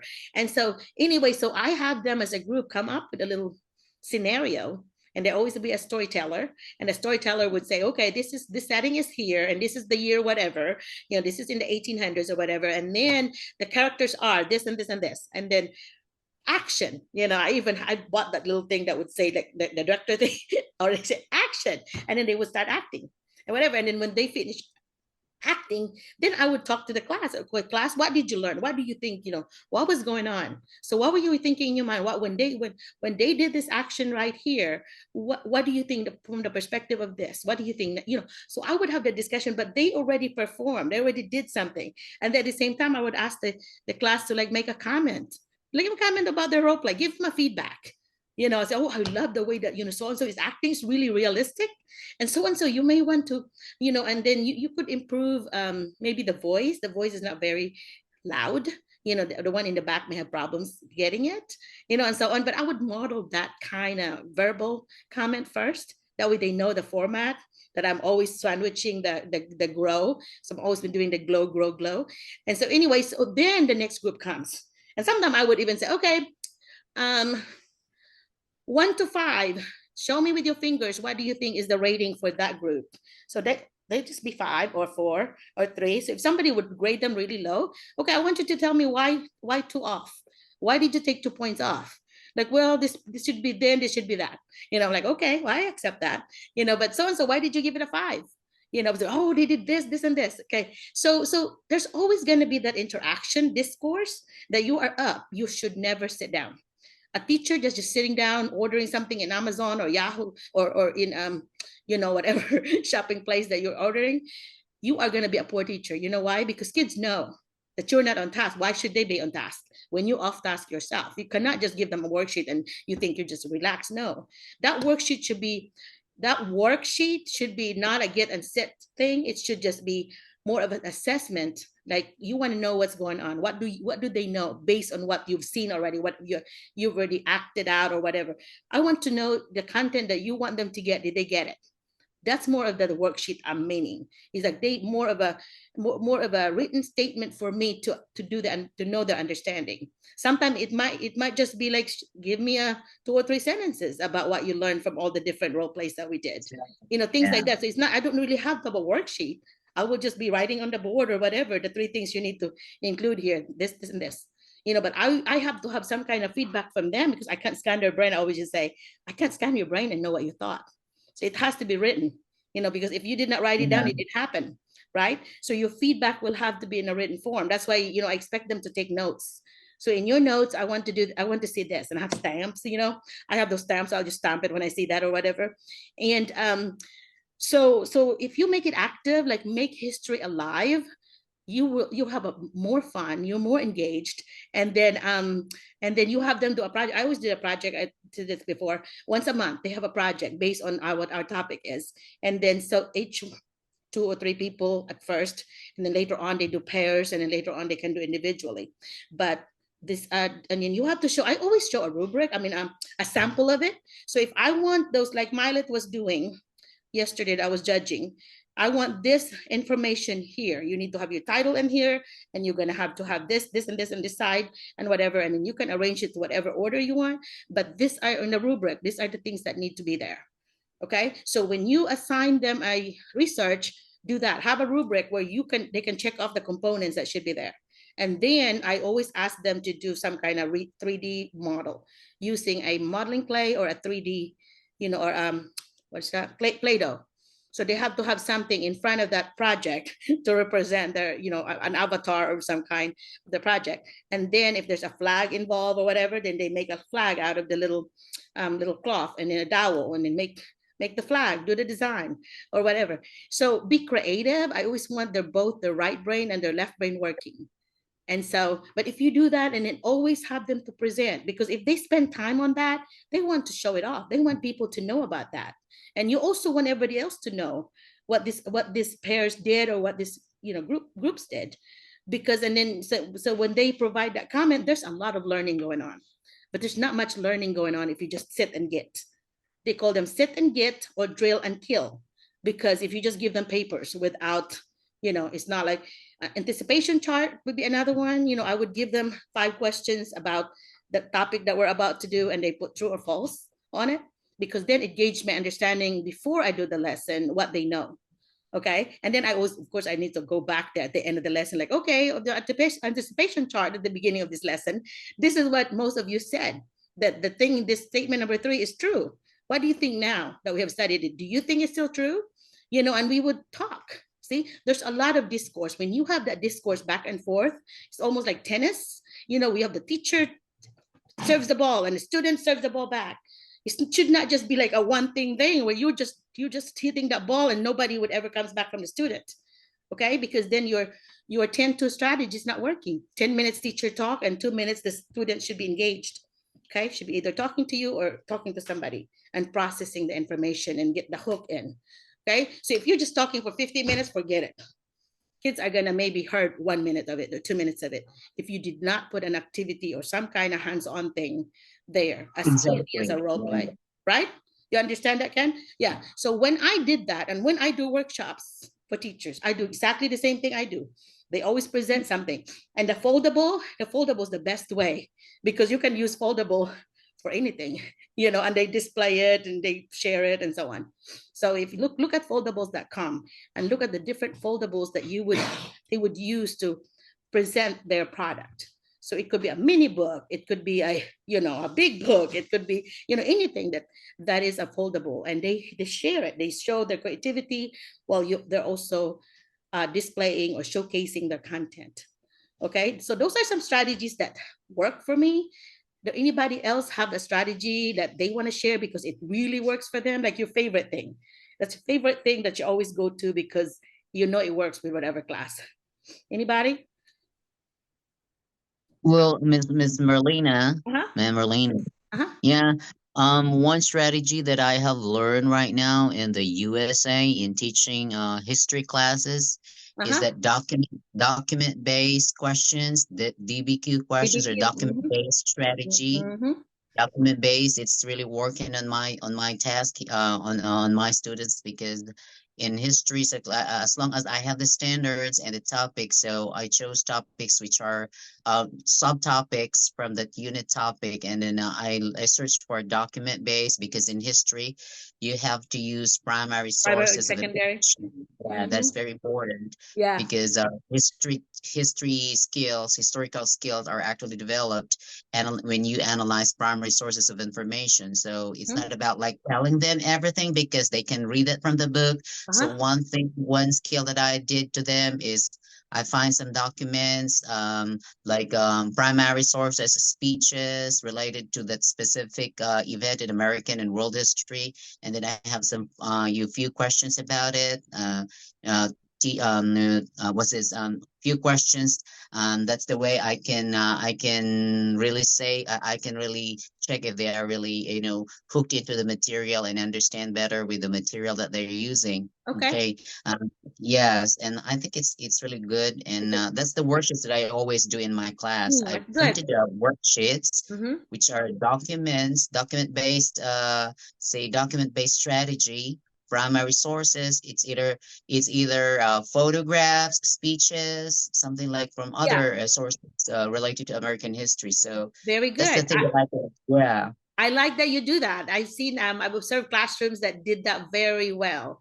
How, I don't know how you do yours, but I know this particular teacher provided this primary document to the group of 3 or 4 kids.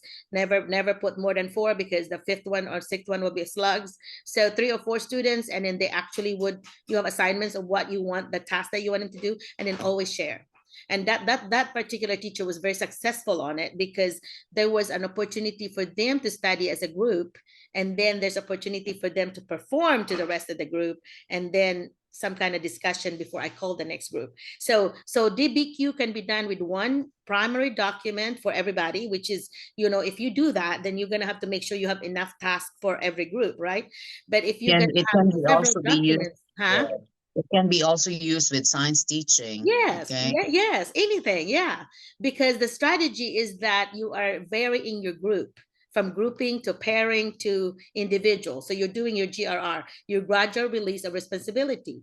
That is an I do it first. Let me explain to you whatever, but then little, a short, and then we do it. Okay, let me guide you with this, and this is what we're gonna do. And then now you do it. Okay, so I do, we do, you do. The you do part for the students should not be the only one.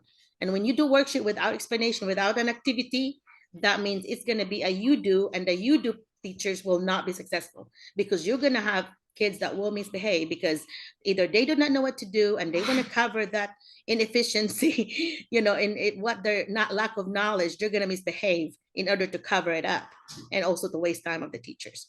But once they've been involved in a little activity, when in your little group, when you do group, you should always assign roles, or have them to assign their own. I need 3 roles here. You need to have pick a leader as presenter, and then material manager. Material manager will come up with the props, or materials you need to get, and then the leader will be like, you are coordinating this whole thing, and then the presenter could be whoever wants to talk. But you need to make sure, if you're going to keep that group for the whole month, they're going to have to play different roles. That way everybody can get that job differently. Everybody has been a leader, somebody has been a presenter before, and somebody had been a material manager before. Okay, so and then you can create other roles if you have a 4th person.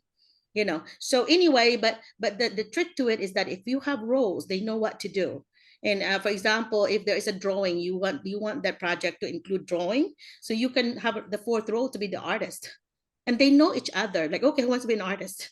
Sometimes they would do rock paper scissors, because 2 or 3 people want that job, so they do rock paper scissors. That's fine.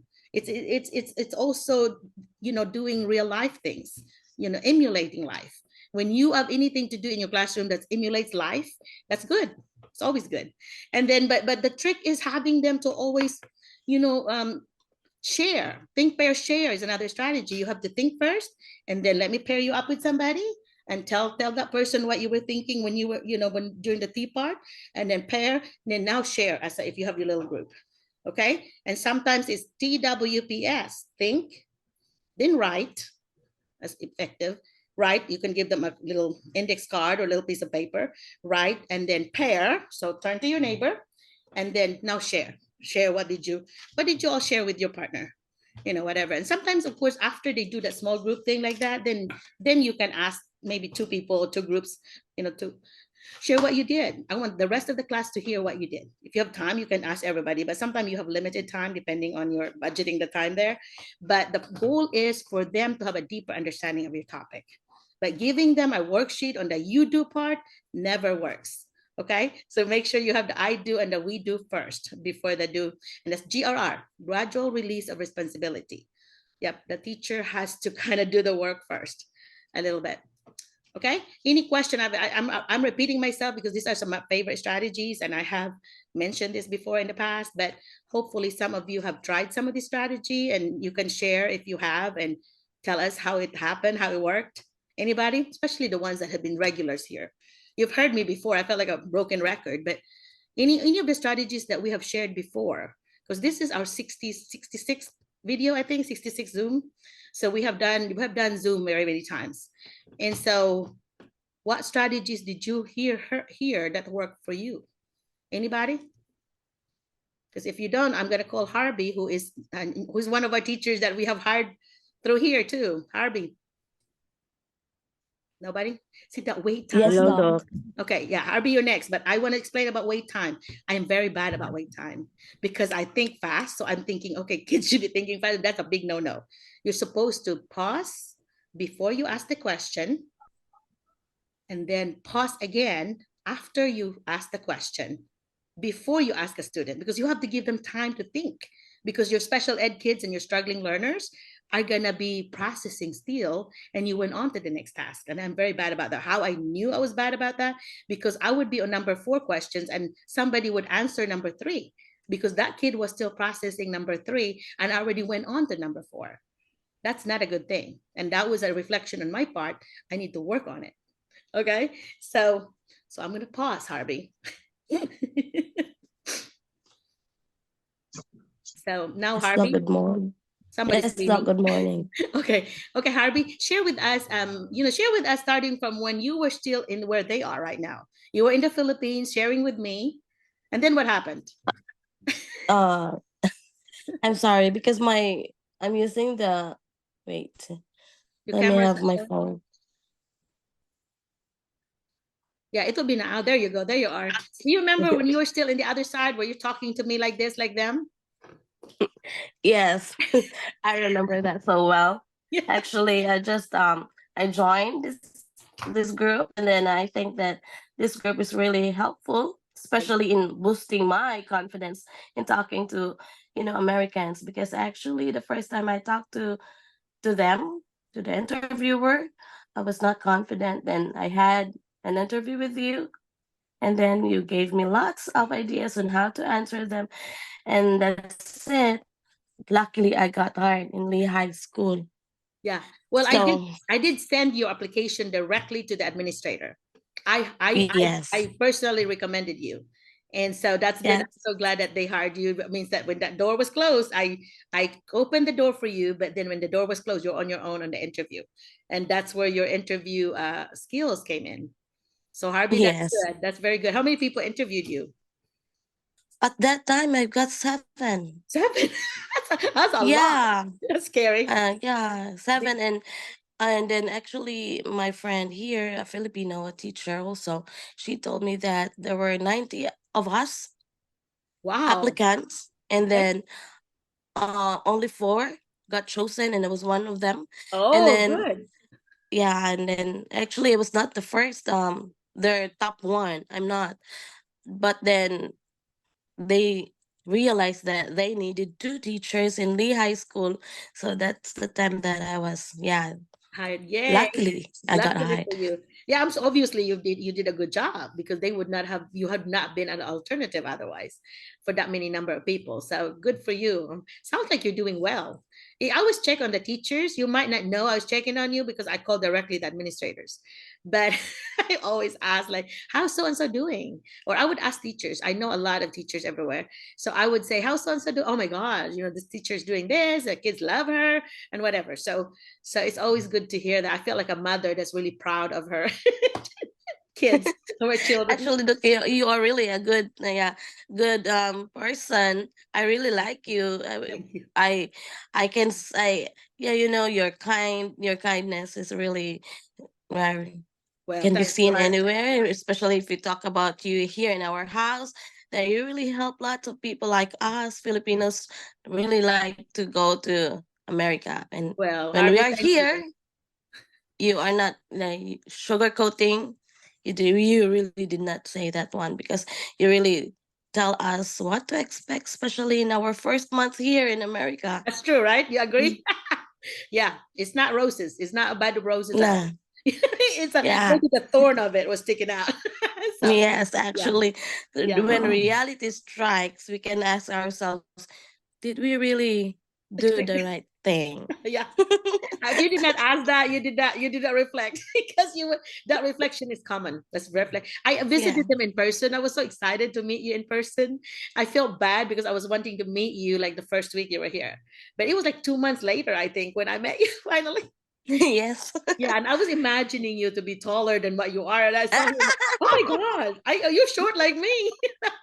Because I always thought when we're talking here that you're saying she's tall, but then in person, like, oh, did you also think that I was taller, or did you always know I was short? No, I was thinking that you are taller than me. Yeah. Well, you made me happy because I'm like, okay, I'm not the shortest one in the room for a change. There's somebody about my size. But yeah, that was cool. That was cool to. They fed me. Oh my God, that was so good food too. You were feeding me, and the sweet potatoes you gave me, I'm still growing it right here in my little hallway. Yeah. Well, thank you so That's much. great. It seems like you have a very good. You have 3 or 4 people in the house, in the apartment. There's 3 of you. Yeah, actually, we were 4, and 4. you know what happened? Yes. So we've got just I know 3. you cannot Yeah. share much of the personal reason possibly, but can you share what you can share to the group? What happened to Bernadette? I mean, without doing the privacy thing that she may have, just share what you can. Okay, she's really good. She's doing good actually, but then there are some family matters that she cannot avoid, so she had to decide. Go home or not, Yeah. right? But what Yeah. I wish she talked to me before she left, because what I would have said, because if she really had to take care of it, she could say, I have an emergency back home, I have to go home. And the school will have to understand that she did not have to leave. She did not have to tell her sponsor saying, I'm quitting, I'm done, whatever. If she did that and took care of her business, then she could still have come back. But she must have told them that she's done. Is that what she said? Yeah. She said that she has to go home because she did not feel good mentally. Okay. And Then emotionally. she could have said, I need a mental break, and I have a family emergency, and I need this break. And a bunch of the administrators, if you tell, that there's a family emergency, I have to be there, most of them would understand and will get you a substitute. Okay. And you can be back in a month. You can be back in 3 weeks, whatever it is that you need. But do not quit, especially if you still owe money from the Philippines because you were so new here. How many months was she here?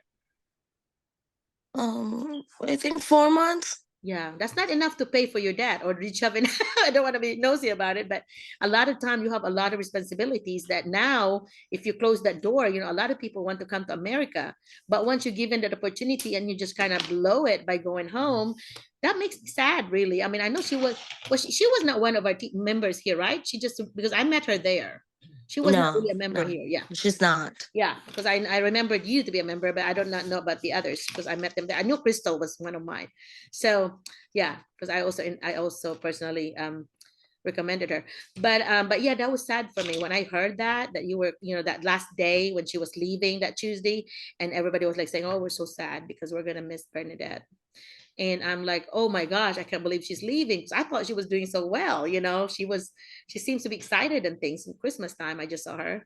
So anyway, so I know things happen, but you, before you do any drastic decision like that, try to either email me, call me, or whatever, because I may have something, some suggestion I could do before you just completely quit. You know, even if I have to call your superintendent or a principal or whoever you want me to call, I will. I'm not afraid to do that. I've talked to so many superintendents before. You know, that's, I'm used to that. So anyway, so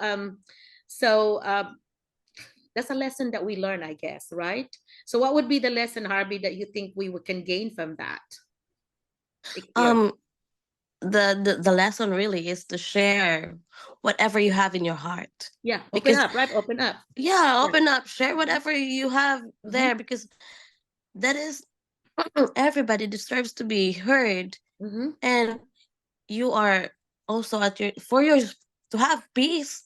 Yeah, for yourself. Yeah. You have and also you have to listen to others what are saying. Yeah, because it causes that stress, and then stress is not good for everybody, you know, right? Because if you share, it becomes, you know, like bottled up inside, and it will just explode one of these days, you know. And when you explode, you want to go home. Yeah. So yeah, that was a sad thing. That was really shocking to me whenever I was told that, oh, do you know Bernadette's leaving? I said, leaving to do what? You know, leaving for good. And I'm like, oh my gosh, I have never heard of someone blowing a J1 or an H1B visa, you know, because that's really hard to do, to get. Yeah. You know, so I hope she actually doesn't regret it. Huh? We tell her about the consequences that she might be facing, everything, but she really wants to go home. So that's her decision. Yeah, right. We cannot really stop her, but we could just give suggestion. But the thing is, guys, okay, once you have done that, and that you burn bridges, okay, burning bridges means you're not going to have a good comment from that school, and that school will always be connected to you because you're going to put them in a resume that you have experience here, and the first thing they're going to do is call or email this administrator. And if as administrator, what I would write there is like, no, do not hire this person because this person just quit us, no warning, no nothing, just quit us, you know. And so this is not somebody I would recommend, because that pattern of behavior is not good for educators, because you cannot rely on that, you know.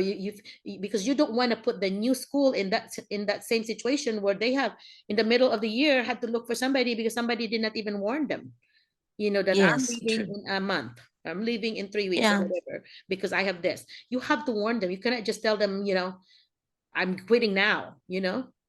Not a good practice at all. So that's what I learned from that. It's like, don't do that. Don't. And one thing that, you know, one thing you always need to remember, don't ever burn bridges. That means you don't want leave people unhappy about you when you leave. You know why? Because that's always going to bite you in the butt, they call it. You bite you because they're always going to be asking about your experiences. They're always going to be talking about your colleagues or your supervisor that supervised you. What kind of teacher were you? Right? So if you have this problem when you left, they're going to talk about you like that. And that will lessen your chances of getting hired again and to the US again. Because that kind of person, if you did that to me as member of my group, I will never recommend you again, because I do not want that to hurt me too. Like, oh, Merlina recommended me, and this person did this. Right? So Harvey, if you did that, it will come back to me. And I will not be happy with you. But you're doing an awesome job from what I heard. So yeah, keep that up. You're doing awesome. Yeah. They're praising you. Yeah, they're praising you. You're doing an awesome job. So yeah, keep it up. And I've heard, oh my gosh, I've heard about Leslie. Oh my God, Leslie, they will just want to clone Leslie. And to have a lot of Leslies, you know, coming in to work for them because they just love Leslie and Jannar and Ixora. So those are some great things, you know. It makes you so proud, you know. They're your family to me now, you know. So it makes you so proud, like, oh my gosh, you know, somebody praised them, and I'm so happy about that. Rather than saying, oh, Merlina, you know, you recommended so and so, and this person is always just sitting on his bottom or her bottom, and do not engage the students, and don't do this, and, you know, scream at the students. If they would say that to me, oh my gosh, I would be like disappointed with myself too, because why did I recommend that person? You know. And so so far, guys, I have really been happy with my recommendation, because nobody has really kind of got back to me and saying, you know, this is horrible, Merlina. You know, so far you've been good. So keep it up. Keep up your awesome job that you're doing. So, but if you don't, I will tell you also. If somebody would say something, Yes. you might want to work on somebody, I would tell you personally that this is something that you need to work on, because you don't want your teachers or what administrators to see you and that you're doing this. So I will be frank with you. I do not just sugarcoat it. I'll praise you for the good things you do, but then I want to correct or help you correct the things that you may be weak on. Okay, so that's why when I come as like West Memphis, they already told me that every other week I'm gonna be there with you guys, and my plan is to go half of you my first visit, and the second visit I'll do the other half, so I only see you once a month. So, but then at least hopefully, Leslie, I only see you once a month, right? Is that helping anyway? Is Leslie still here? I know she was sick. So anyway, so Mike, you were Yes, here. ma'am, it Oh is. yeah, did that help you even though it's just once a month less? Oh, That comes it on the helped me. feedback. It really helped me so much. I mean, Okay. well, for the first time that you visited my classroom, I had a lot of things to improve, and I listed down 15 things to improve, and I did it over time. When you came back, I've One at a done time. almost all of it. So I think, well, not sugarcoating or anything. I always tell this. I would always say this during Zoom meeting, but I am what I am today, the teacher that I am today, because you are there helping me all the time, and I've learned so many things, not just during Zoom meetings, especially the inputs that you've given me every time you come into my classroom. That's really helping me so much, and I'm so thankful and grateful. Well, thank you, thank you, thank you. And Yeah. right back at you, Leslie, because you work so hard. Yes, ma'am. You work I'm so just hard. The three of you in that school are doing so amazing job. They are I really happy, know. really happy. Yeah. And I couldn't, like, I personally, I will really say that, I couldn't imagine, my life here in the US without your help. I mean, I just improved so much in my craft, in my field, because you've been helping me so much.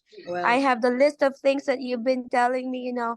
If I talk to you, I would not bring anything, because I just don't want to be distracted, because I found out during, my practice, for the TOEFL, that I am not good at taking down notes while listening to somebody. So I would like listen to you, especially when you're talking to me about all the things that I need to improve, all of the strategies that I need to do in my classrooms. And after talking to you, while you go to other classrooms and observe Mama Marisa or Ate Abby, I would list down all the things that I would remember. but you have such So good yeah, memory because you listened. You were not taking notes as I was speaking to you, but then you covered yeah, everything. I'm like, I'm wow, really good bad memory. at it, because I practiced during when I was preparing for my TOEFL. I was like listing the things, during the listening part, and I couldn't focus, and I will not get good scores. So what I did was just listen to the conversations and then answer all the questions, and I was able to get high scores. I'm like, so I think, this Awesome. works for me. Yeah, that So I'm strategy really works. happy. Yeah. Yeah, I'm Well, really thank you. happy. Well, And Leslie, thank you so much. well, yeah. Since there are a lot of teachers here today, I would just like to take this opportunity, thanking you for all the things that you have done for me, and for Well, all the teachers here right in back at the, you. You're doing, yes, ma'am. you are paying it forward because you are really helping lots of Filipino teachers there. So thank you for being like a go-to person there. They always ask Leslie for help.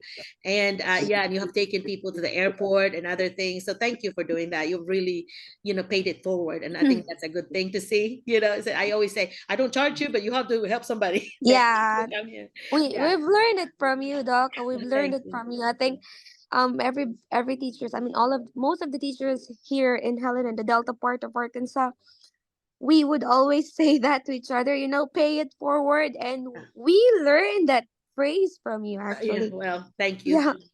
So But thank you so much. I've also Yeah. learned, Leslie, from dealing with you and the others that the first time I meet someone and I should not have done this, I tend to notice things that need to be improved, but I also try to praise you, but there's always more to be improved.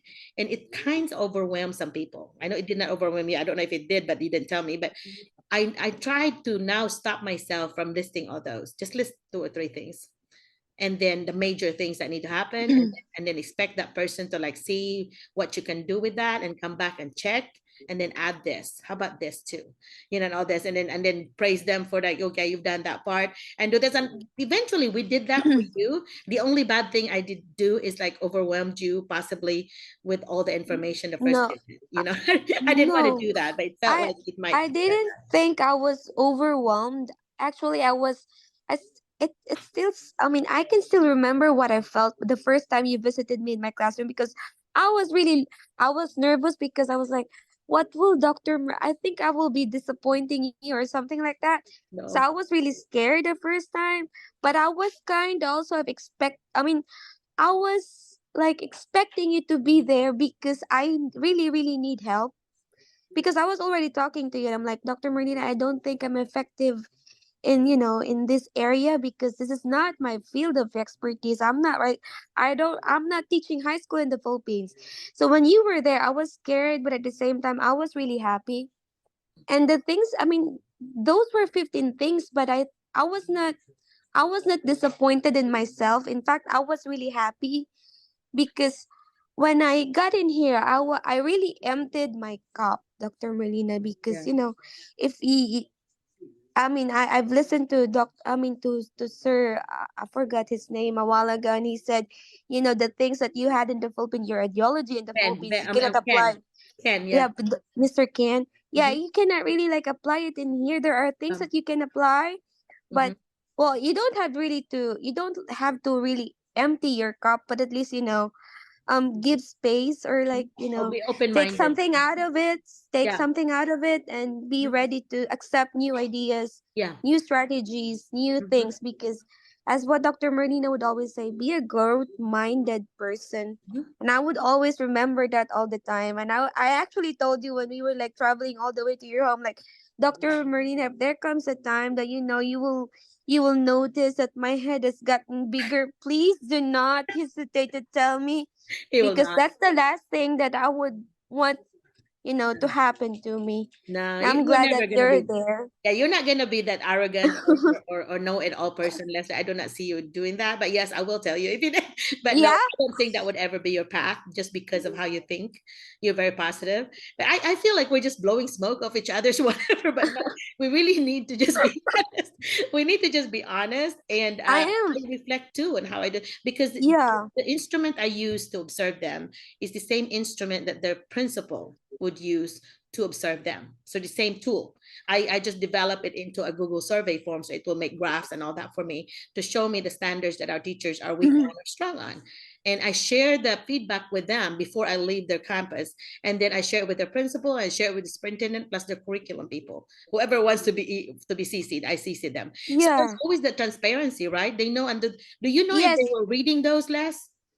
they are reading because Are they? my superintendent would always see me, like, I volunteered in the cafeteria. I would be there every morning to help with the kids. And he was like, last time he was telling me, you had a good observation yesterday. I'm so proud of you. Because he read it. I'm like, did you read it? And he's like, yeah, I did. So he's reading it. I mean, Miss Debbie's reading it. She would always, compliment me. And she's like, you had a good observation with Dr. Merlina yesterday, and I'm so happy.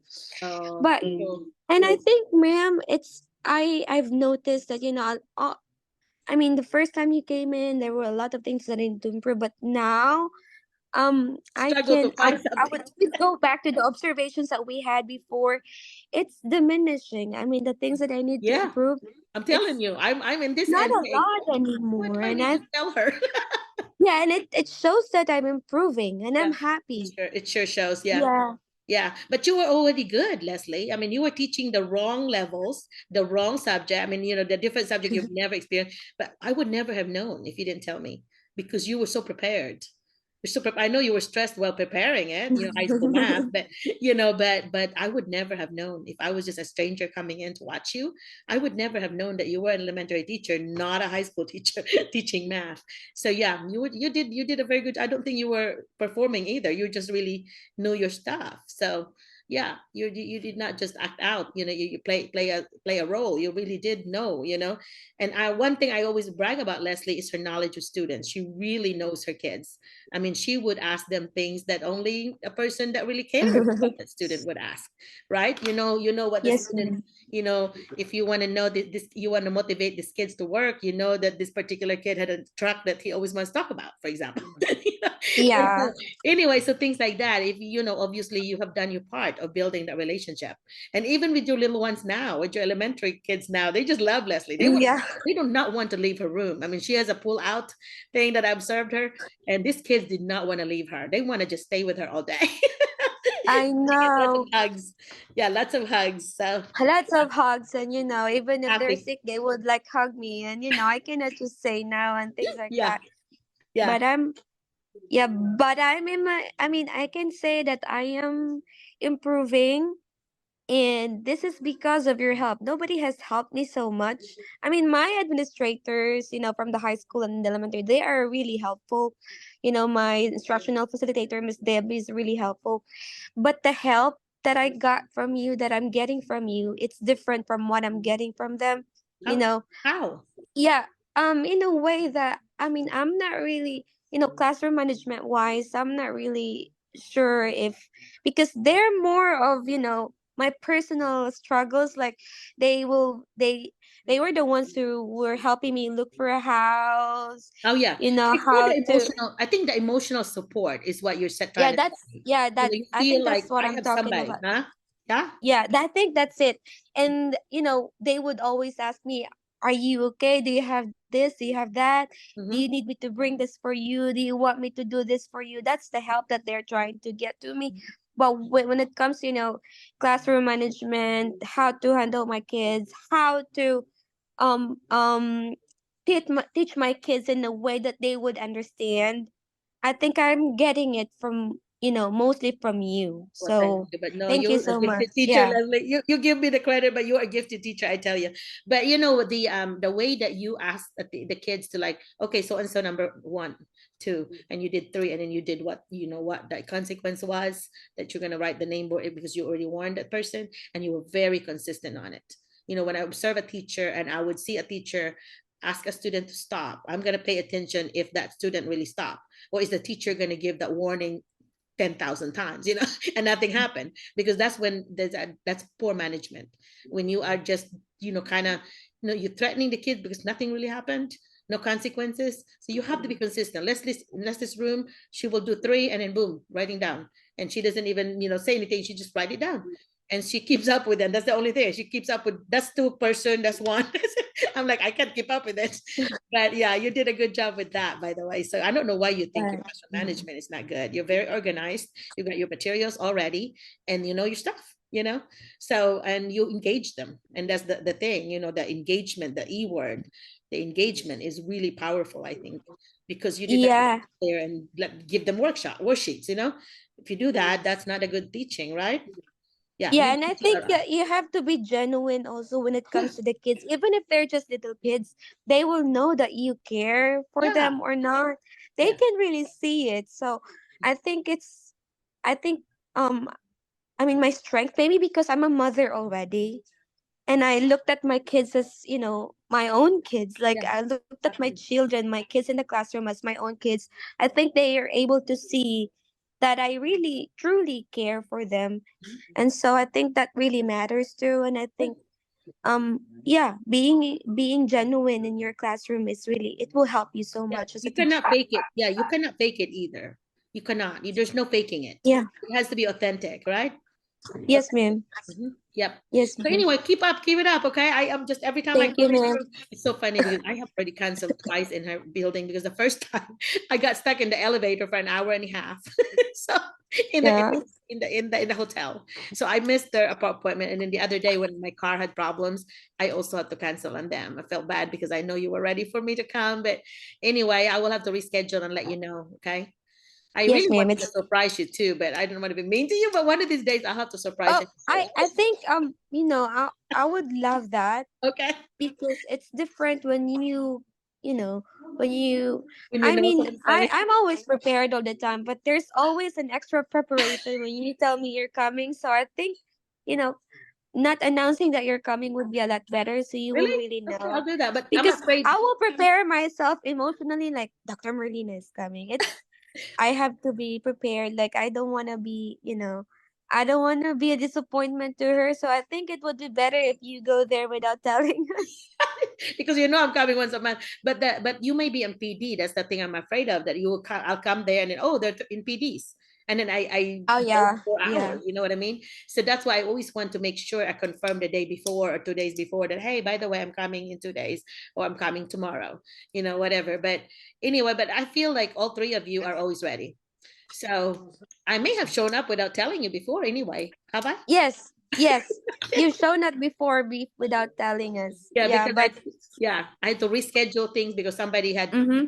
something else. So I'm just switching these two schools. And I think that's what happened that time. Clarendon and you all got switched. But But because the thing with Barton, I think we are all the teachers in Barton are ready because our superintendent, he would come in and out in every classrooms every day. yeah, and she watches And you he would with not that on the he would camera. not stay, ma'am. He would Yeah. not stay. He would just, open the door and would listen for like a few seconds and would say hi to everybody and then he would come out. Yeah. He just want to know if everybody's working and everybody's not pretending that they're doing their job. So Right. he would do that every day. He would give Yeah. us surprise visits and announce visits. So Good for that's him. why all the teachers there are, I think we're all ready. Yeah, well, good for Yeah. you though. Good for him though, because a strong leader will have self-deployment. That's what we call it. We Yeah. self-deploy ourselves to get out of our office and go to the classrooms. That's where you should be. Just like in our classroom as teachers, that we do not sit on our bottom and just watch things happen. Same as Yeah. later. I never sat in my office. I hardly ate lunch either. That I'm just sitting down and eat lunch. I'm like eating lunch and watching the camera. That was Yeah. somebody misbehaves. I'm watching it, or some eating lunch, and maybe on the other hand, I was like recording. So I was always tasking. And I think as teachers, just I would sit down when I'm checking papers because everybody else was quite still doing their test. For example, I sit down just because it's more comfortable to do that. But usually I'm like, kind of standing like this with my clipboard and checking papers, but I'm still like watching. but I Yeah. never just sit and relax. That's just not something you should do because the kids are gonna know. The teacher's not gonna know because she's just sitting on her bottom there in a chair. She can't see that I'm misbehaving or I'm picking on somebody, I'm bullying somebody, or some a lot of Yeah. giggling. There's like little crushes, even second grade, third grade, they have a crush on each other. And they would tell you later. They would say, It's so funny, ma'am.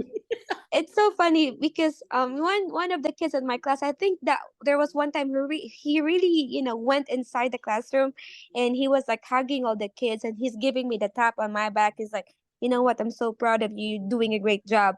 And then one of the kids was like, who are you? Who are you? Why are you giving us hugs? And so he was just, he laughed about it. Yeah. And so when he went out of the classroom, I was like, hey, that's Dr. Guthrie. That's our superintendent. And she's like, what's a superintendent doing here? And I'm like, I'm like, he's my boss. He's my boss. And she's like, I thought Mr. Gerard was your boss. My principal. I'm like, no, he's also Mr. Gerard's boss. And I'm like, and she's like, so he's everybody's boss. I'm like, yes. As the boss's boss.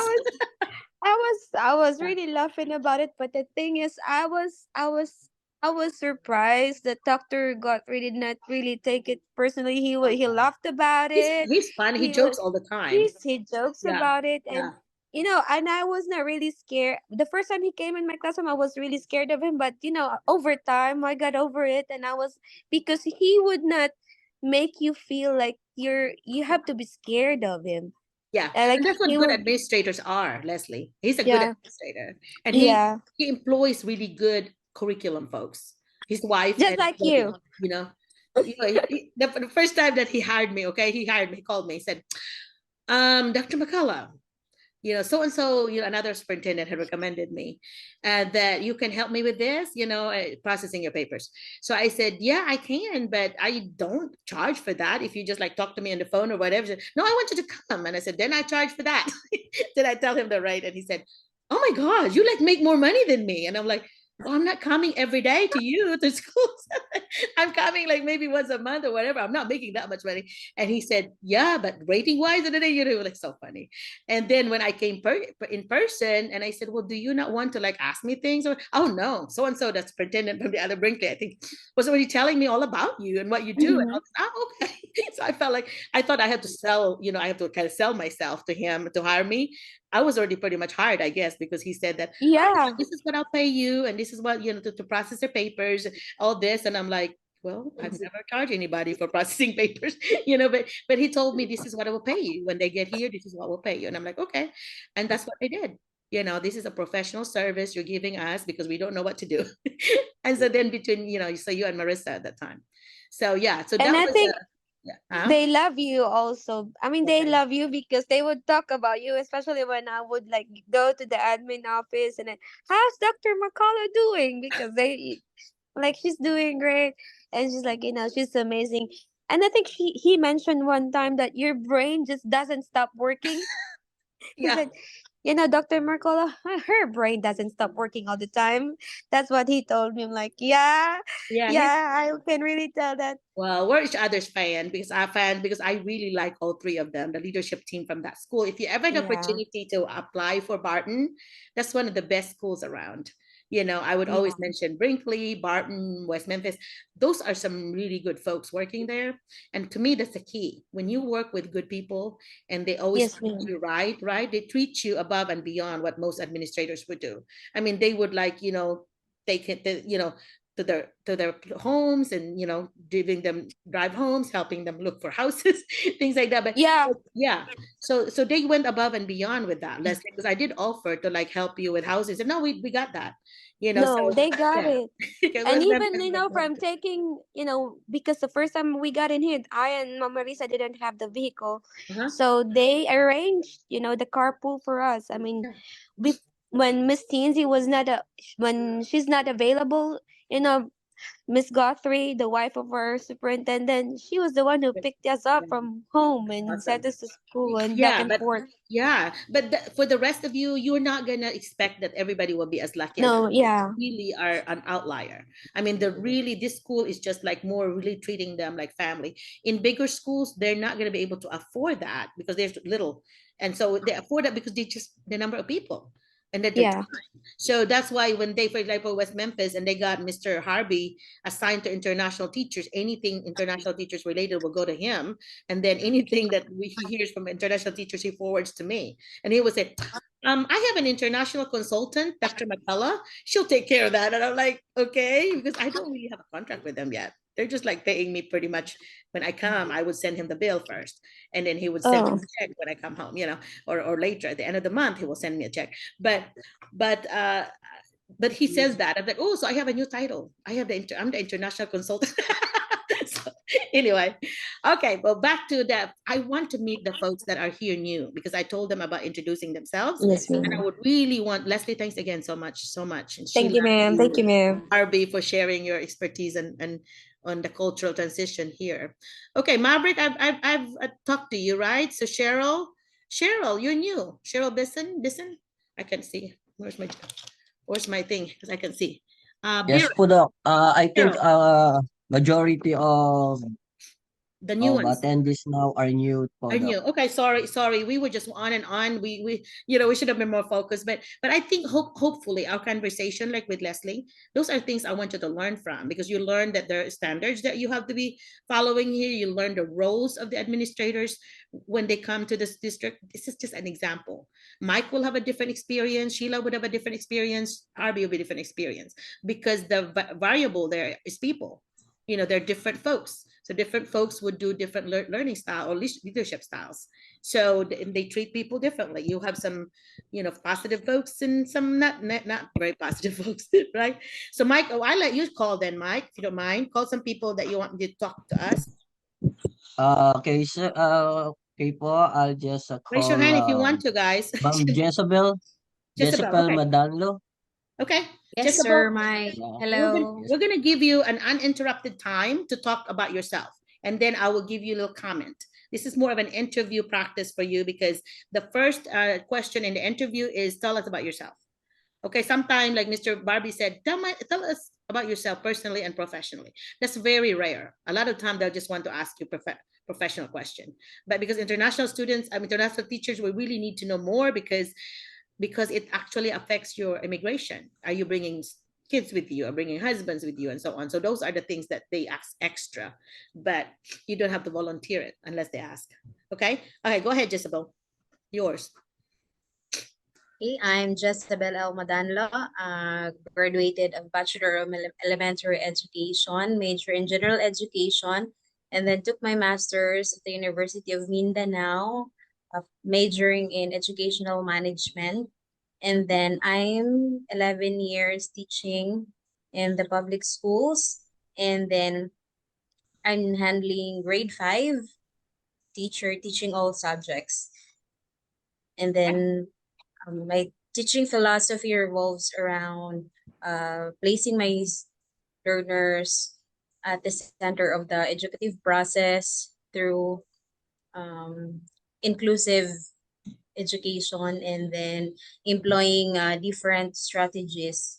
And then I want to teach in the US because it offers really professional advancement, especially on the ICT integration, the innovations in the teaching learning process. And then it offers really a diverse education, learners, and then I can really learn a lot from them, especially on how I am going to deal with the different diverse backgrounds, the multiple intelligences of each learner. That would be all. Thank you. Okay. All right. So that's not bad at all. You have all covered all the things that we asked you to cover. Okay. And I love that you started with your professional. You have your 11 years. The only thing, 11 years of teaching, I'm 11 years of teaching. You might want to say this is my 11th year. Okay. Or I have had 10 completed 10 years and this is my 11th year, something like that, because I am 11 years of teaching might be considered like not structurally grammatically correct, but that's my literacy specialist in me saying it. But those are good information you shared, and you said you all subjects. I may also want to know if the 11 years, are they all 5th grade? I mean, if you have had experiences in a different grade level, you may want to mention it. Everybody, if you're introducing yourself, make sure you mention the grades that you have taught before, because they are going to want to know what place you're going to be in. Like in West Memphis, they have 6 elementary schools and then 3 high school and junior high. So they're 9. So Mr. Barbie, when he was listening to you, he was kind of taking notes on what particular subject you have taught and what particular grade. And so some of you got hired because of the number of years of experience in certain grade level of where he wants to place you. So he said, well, I'm hiring this teacher because I like her introduction. Plus she had also 5 years of this. That's how he was telling me when he told me who he wanted to hire. The reason why you were hired is because of this, not necessarily because you're fluent or anything. It's just because the right place at the right time that they need at that particular experience, and you were there.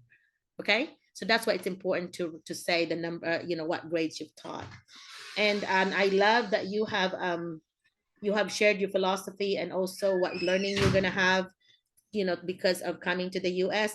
It's kind of, maybe you want to make it more like, I guess, personal, instead of like you're talking like a third person. You might want to say I love, like you make it an I thing because it's about you.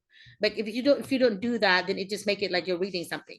Okay, so you might say I love engaging students because I believe that when they learn through hands-on, it will stay more with them. They will have it in long-term retention.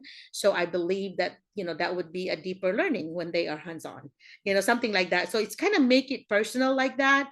And then because you had some really good words like multiple intelligences, I believe that students have different intelligences, and because I know that, I want to make sure which child in my classroom will have the different intelligences, so that when I present a lesson, I will use this knowledge. For example, if I have like a naturalist student that really love nature, I want to make sure when I plan a science lesson, I would include nature in there, because I know that, you know, most of my students, you know, so make it more personal, because otherwise you'll just be reading. Anybody can do that. Okay, but making it your own would be the key. Okay, because the interviewer, like I was observing Mr. Barbie, when I was observing him watching, he would say things like, for Giselle, he said, I really, really, really like that teacher that was very emotional. She nearly cried. I can tell her passion in education. Giselle, I think I've shared this with you, but that's, you know, Giselle next to Erwin was the next one that he wanted to hire, because Erwin, he was impressed with Erwin's video. I want him. I want to, you know, want to hire him before even talking to Erwin. So when Erwin came on, he was already talking to Erwin, like, what you're going to do when you come here. And so anyway, so make yourself stick out. And sticking out means that you show your passion. You show something that's unique about you. Okay. And that making it an I, instead of like, oh, you know, the teaching, anybody's teaching philosophy is this. Okay. But you're very fluent. So very good. Okay. So Jezebel, if you do your interview like that and just kind of make it personal at the end, you'll be okay. All right. Okay. So were you scared when you did that introduction? You were so serious. Just relax. Okay. I want you to relax. I'm a little bit nervous. Huh? I'm a little bit nervous, but then I'm trying to condition myself that sooner or later I will be going through the same thing with you or with the other interviewers. So thank you so much for this. I learned a lot. Good. Super. Good. What Jezebel, why are you in the Philippines? Are you Cebu or Manila area? From Davao. Oh, Bisaya day ka day. So Bisaya, you're just like talking to me because you're Bisaya, you know, you're also Cebuano. So kind of think of it that way. The more relaxed you are, the better, because that's what they kind of imagining you already to be in the classroom. So if this teacher would be like a scaredy cat, they call them here, like a scared person because you're nervous, they're gonna eat your lunch. That means that they're gonna abuse, you know, try to cross boundaries with you and seeing if you're gonna be you know, kind of consistent and teacher that will be firm, instead of somebody they can just abuse, you know, that they will not listen to. So you have to have a good balance there. Okay, you're too in the serious side, so kind of like do a little balance. That might be what I would do. Okay, and you seem like smiling whenever you're doing something or saying something seems to have helped too, because Mr. Mr. Barbie said something about, you know, the one with a really big smile or with the teeth showing, you know, things like, she was like commenting about the happy, you know, the happy candidates that we interviewed about 20 that day. And he remembered those smiles or the big teeth, the smile, things like that. He would remember those things because he stuck out, you know, but he stuck out from like the confidence instead of like being afraid and scared looking. Okay. So Jezebel, you'll do it. You'll be used to me. Because I think that those bunch here that are here all the time, yeah. You said Giselle, so yeah, I was able to answer that because you had your tips on how to introduce ourselves. You good, you did very well, Giselle. Thank you so much for that. Mike, yeah, think time and wait time. Yeah, good learning there, Mike. Anyway, so anybody else that's brave enough to do, because Jezebel did an awesome job. See, somebody else can do a different interview, because this is the first question you will be asked on the interview. And then the last one is like, do you have a question for us? Please do not tell them, how much do you pay? You're going to be paid $50,000. Okay. Everybody in Arkansas will start at $50,000. That's a given. Okay. And then later on, as you'll have more experience, you'll get more money. Okay. So that's what it is. So please don't make that a question. Make it like, what kind of training is available? What kind of, you know, so professional development question would be good. Cultural question would be good. But other things that shows that you have not been doing your homework of looking at the website is not good, because you need to show that you have seen you have seen the website. You have kind of researched them before the interview. Okay. Ryan. So Ryan, do you have any comment on that, Ryan? What you had already introduced yourself before. Since then, what have you changed? What have you learned? Have you been interviewed? Yes, Doc Merlina, good morning. Good morning. And yes, I got a chance last time to be included during the interview with Sir Kendrick. Yeah, that's what I said. Yeah. As one of those. Yeah. Yeah. And I'm so lucky to be part of those, even though I was not hired by that time. I Well, was so yeah, lucky but to he'll be part of remember that. you now. I've learned Yeah. a lot of things. Actually, Doc, I've learned a lot of things from that interview. That okay, during the interview, I should be feel relaxed. I should be myself, and of course, I should be talking naturally and Yeah. because Yeah. I reserve all the things that I've studied because thinking that there will be Or additional question, there will be more question from Sir Kendrick, and then Yeah. he just told us, okay, you just have to introduce yourself, and then after that he said, okay, thank you, and Yeah. then I asked myself, oh, is that it? He just want to hear you guys, how you talk, how fluent you are, Yes, and how you yes, act. ma'am. That's what he was looking for. And he's been in his job that he knows just by listening. Because we already studied your resume. He already read your resume and your cover letter. So he already knows, maybe have an idea already of like, I just want to hear this person and see. More than 20, when you schedule more than 20 people, and we know that it's going to be so late there where you are, and you have to teach the next day. And that's what he was considering that, the first batch had a lot of questions on them. So the second batch, the 7, you were just asked to introduce yourselves, and he knew. So I was like, okay, that was different. And so doing a good job, because if you're going to apply in West Memphis, that might be all that he would do. He just ask you to introduce yourself and see how good you say, how confident you are, and all that. So he was taking notes while you were doing that. So yeah. Yes, So Ryan, that I'm was an so okay happy. experience for you. That's good to Yeah, know. that was a very nice experience, Doc, to be part of those. Actually, I feel so nervous that time, but Yeah. um, hopefully in the near future I will have another interview. Then Yeah. all Be of more those relaxed. things that I've learned from my first interview will be, Yeah. will Yeah. be realized. Thank you so Awesome. much, Doc Merlina. You're welcome. And you know why I did that on purpose, to have you, like, the same math people together and all this together, because I also wanted you to learn from each other. So when you know who got hired, you'll remember how this teacher had answered while you were watching this teacher. Some of you had the opportunity to be able to watch somebody else, and most I guarantee you they never have that experience at all anywhere, because usually they interview one at a time. And that was my idea, to interview and have people there. And you actually can listen to part or whatever of somebody else's answer. So to me, that was a learning thing, because I knew that you will not all be hired. You're just going to be picking a few. But I wanted it to be an opportunity for you to be chosen, because the only people that were invited are the ones that fit the requirement that he wanted. He wanted a science, math, and literacy, and then special ed. Those are the only groups that I invited, and I already have seen your resume and cover letter, so I really kind of screened you as well. And some of you I knew, so I was like, well, Mike's my. I was telling Mr. Barbie that Mike is like my right hand. He would be like, helping me with the Zoom and all this, and so. Yeah, so I think Mr. Barbie already felt like he knew Mike before Mike and his wife showed up. So anyway, okay. Who else is brave? We had a female introduced, so we need a male now. A new Yes. male person. So I think it's Mr. Wilson. I think he was invited by Mr. Erwin. Oh, okay. Erwin is another one that's been recruiting for me. Thank you so much. Yeah, you've been awesome. Okay, Mr. Wilson, if you want to come on. Hello, Doc. Can you hear me? I can hear you. Fine. Okay.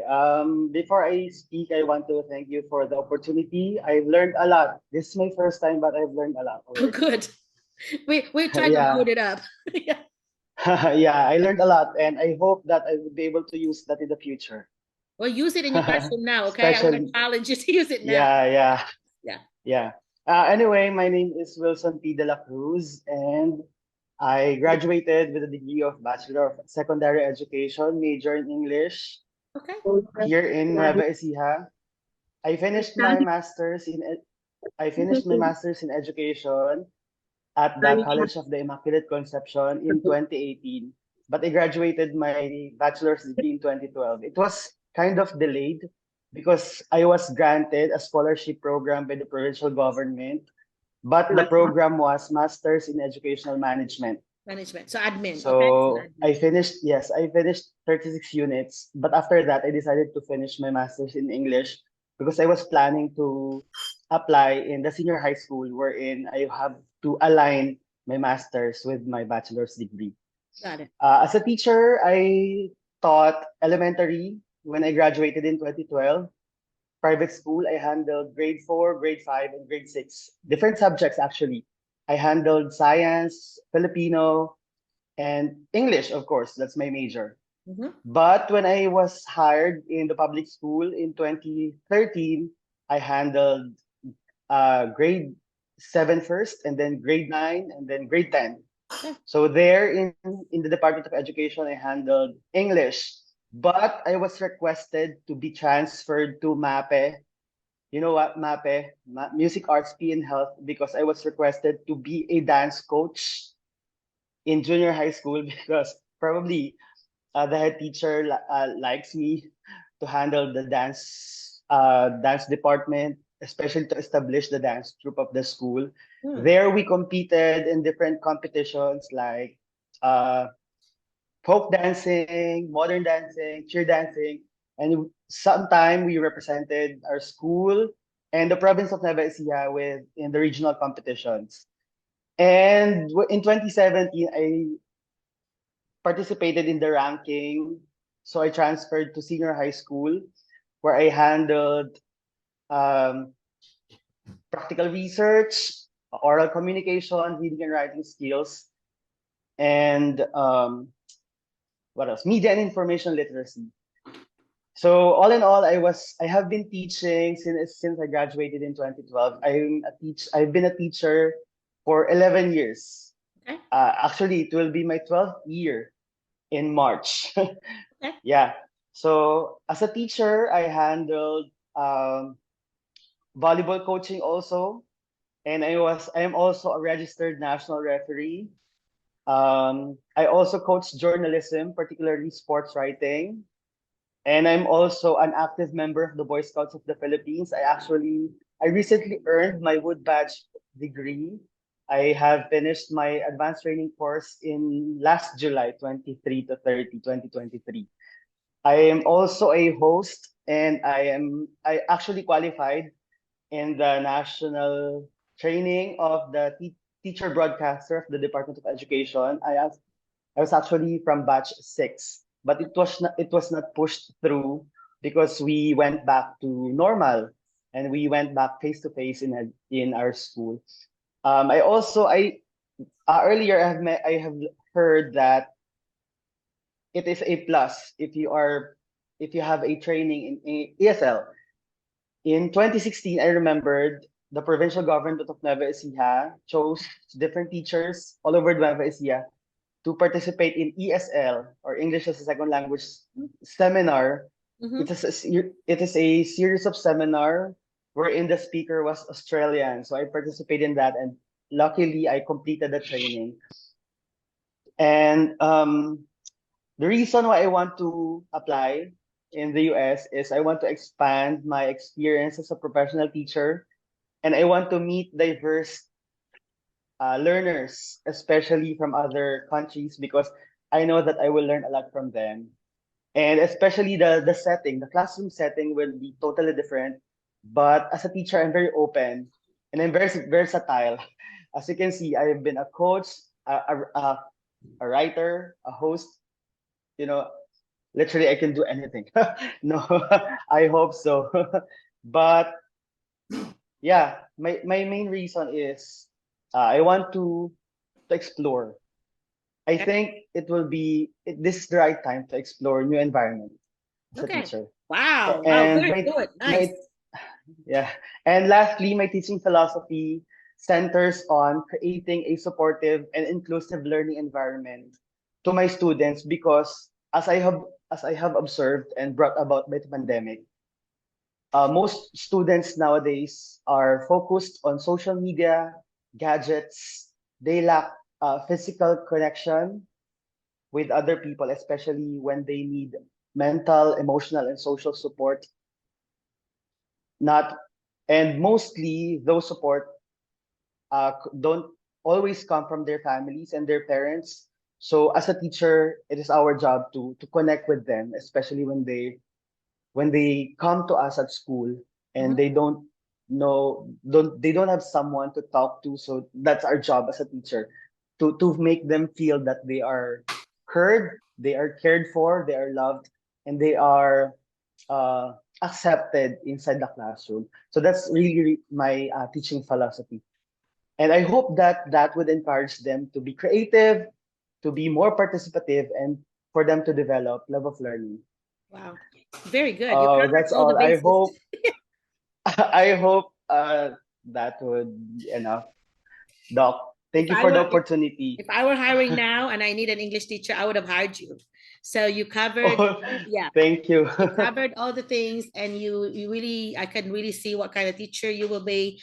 I love the word research, especially if you're a literacy teacher. Media literacy, those are some really good words to use and to share. Yes, and I love that you shared your extracurricular activities, especially volleyball and referee thing, because there are volleyball teams, and there are some schools you may want to, you might want to check in when you apply for a school during www.schoolspring.com.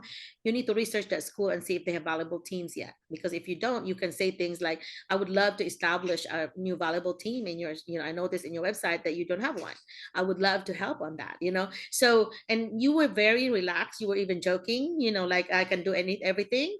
You can say things like, I can do everything, whatever you pass my way, or you want me to play. There's always like as other duties assigned by the administrator. So you can say, as any other duties that you would assign for me, I'll be willing to do that. I'm very minded. It kind of shows that you are that. Crystal, you might want to mute for me, please. So anyway, you did tell me what you have taught before. That's a good thing. So I took a lot of notes. And so English wise, it's obvious that you are literacy centered. You have your master's and bachelor's on it. Good. And so you will be a very good candidate for literacy. So if somebody would ask me for a literacy candidate to recommend, I would recommend you strongly, because I was impressed with your introduction. Okay. Thank you so much. Actually, I'm so nervous right now. Not obvious. You remind me of Erwin. Like, you could be brothers, because Erwin is like that, like talk just like you, kind of. So I don't know. Are you related? Actually, many people are telling us that we are like brothers. Look, we look like. Yeah. That's why I said you remind me of Erwin, and how Erwin talks. Erwin, you're still here? He's like your brother from a different mother. Yes, Doc, I'm still here. Right? We have some features that are totally common.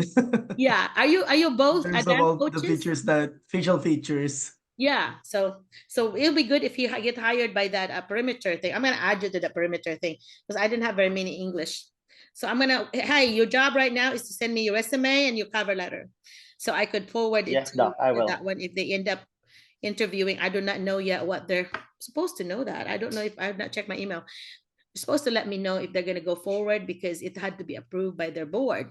And I was sitting with about, I don't know, 8 people maybe, that I had to present what I do. I have to present how the process works, that I have, how I recommend you, and how I helped you help them with the interview, and how I help them with papers. I have to like do a step-by-step thing and gave them the notes, because they're trying to convince their board to hire international teachers, because they just cannot find one. And this is the alternative school. It's almost like a facility for boys only. And it's most of them have been through the courts for different mini crime, not mini crime, like for example, stealing, or things like that are they should not be mixed with the regular kids. That there's 3 adults with you. You're doing the teaching, and there's 3 adults that will do the discipline.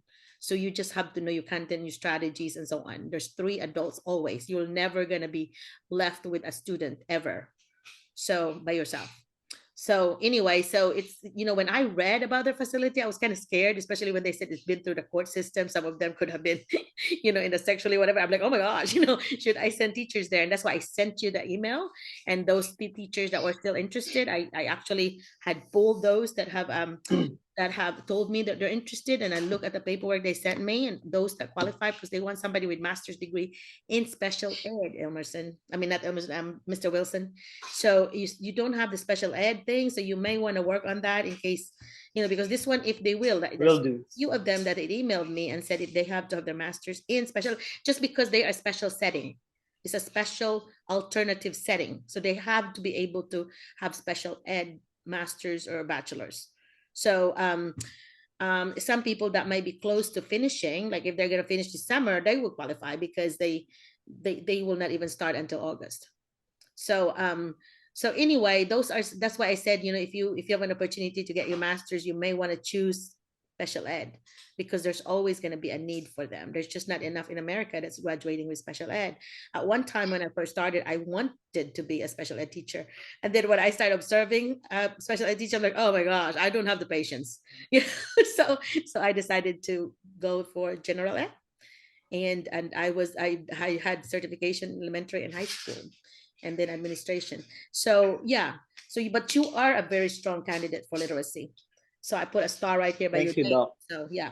So make sure you send me the paperwork, and I want you to go to schoolspring.com, okay? And look for jobs, because you will do well on the interview. And I will not be surprised if you're here if you're here next school year. If you just have to give yourself an opportunity to directly apply, okay?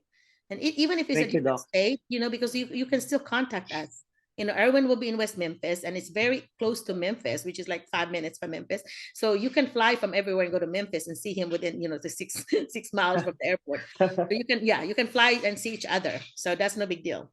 Okay. Even if you're in another state. So I'd be open-minded and not just apply in Arkansas, apply in other states as well.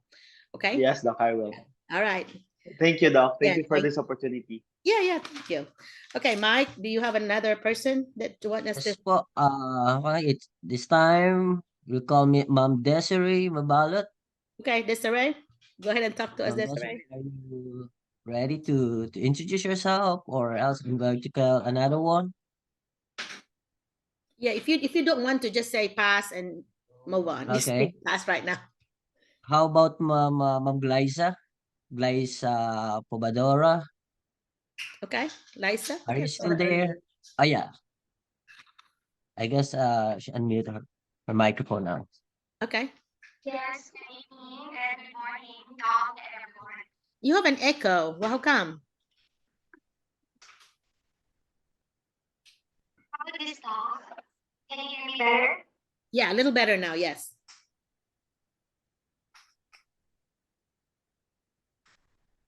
Okay. Wait. I think you're not I guess she has a video. issue. You can see me. You have done what? Let me check.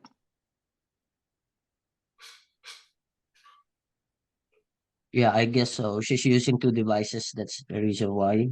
That's that's our problem when Mr. Barbie and I were introduced. One of us had to mute the other device because we were having an echo issue like you're doing now. So yeah, turn off one of the devices and then you should fix it. Yes, ma'am. Can you fix it first, Ma'am Glyza, or else I'm going to give the floor to Ma'am Yes, right. Can you please call another one? Let me fix this first.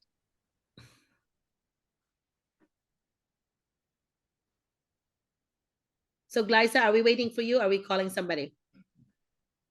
Yes, sir, Mike. Can please call somebody else? Oh, somebody else for now. Okay, we'll come back to you. Okay, Ma'am Jezebel. Ma'am Jezebel, are you there? Jezebel already talked, Mike. Jezebel already talked. Sorry. Yes. How about Ma'am Mary Evin? Mary Evin, yeah. Okay, Begonia. Yeah. Mary Evin, are you still there, ma'am? Mary Evin. Oh yeah, Yes, Mary hello. Evan, Igonia. Yes, yeah, ma'am. Igonia. Yeah, do you want to talk to us? Turn your camera on if you can.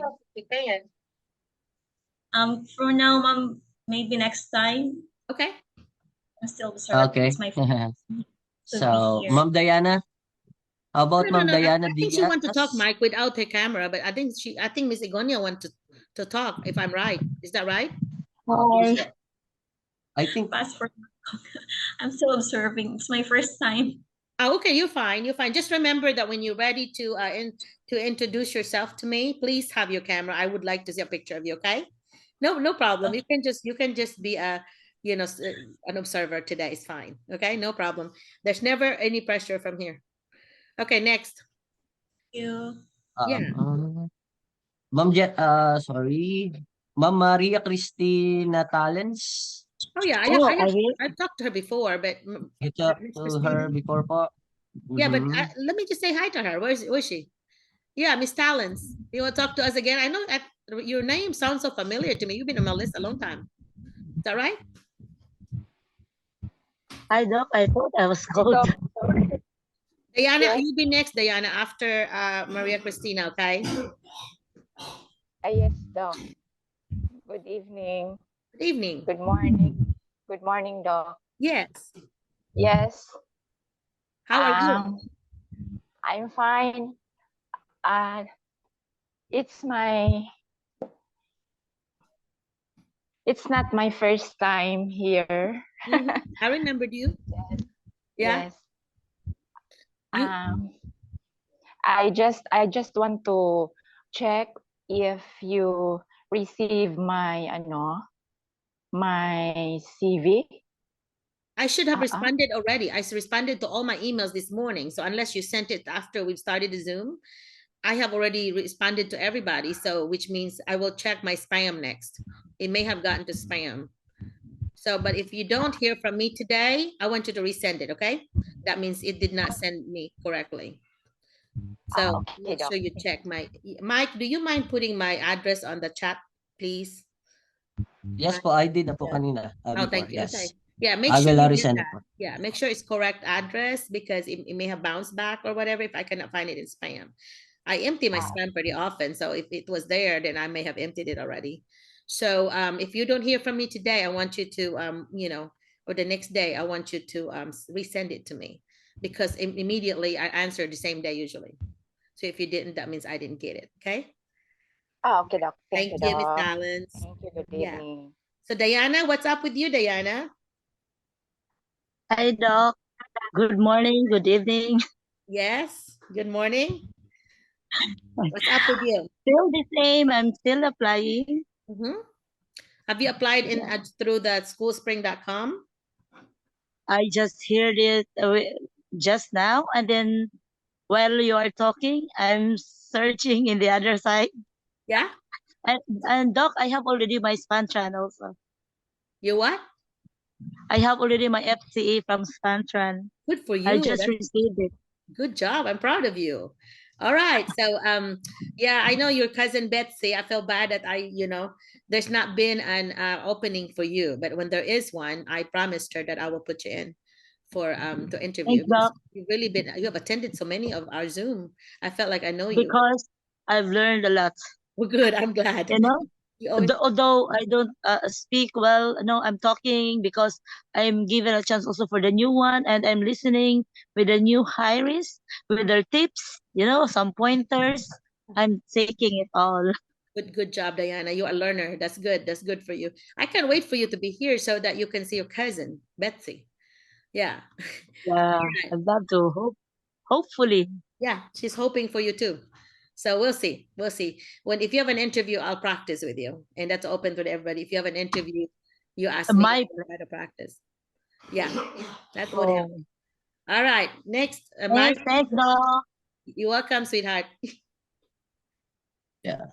So are we going to call a male, Doc, or it's up to you, Mike? girl?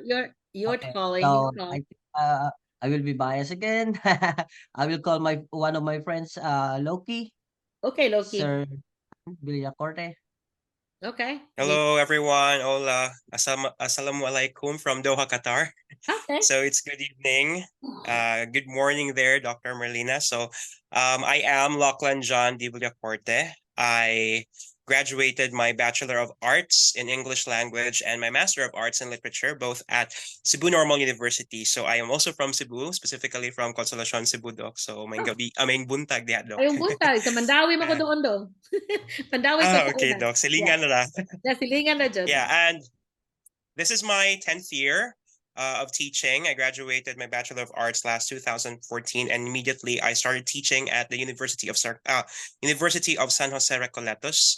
So one of my experiences is I teach in the university way back in Cebu for like 3 years.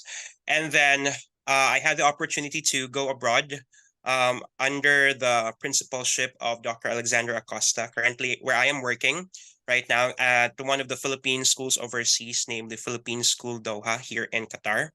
And this is my 6th year teaching.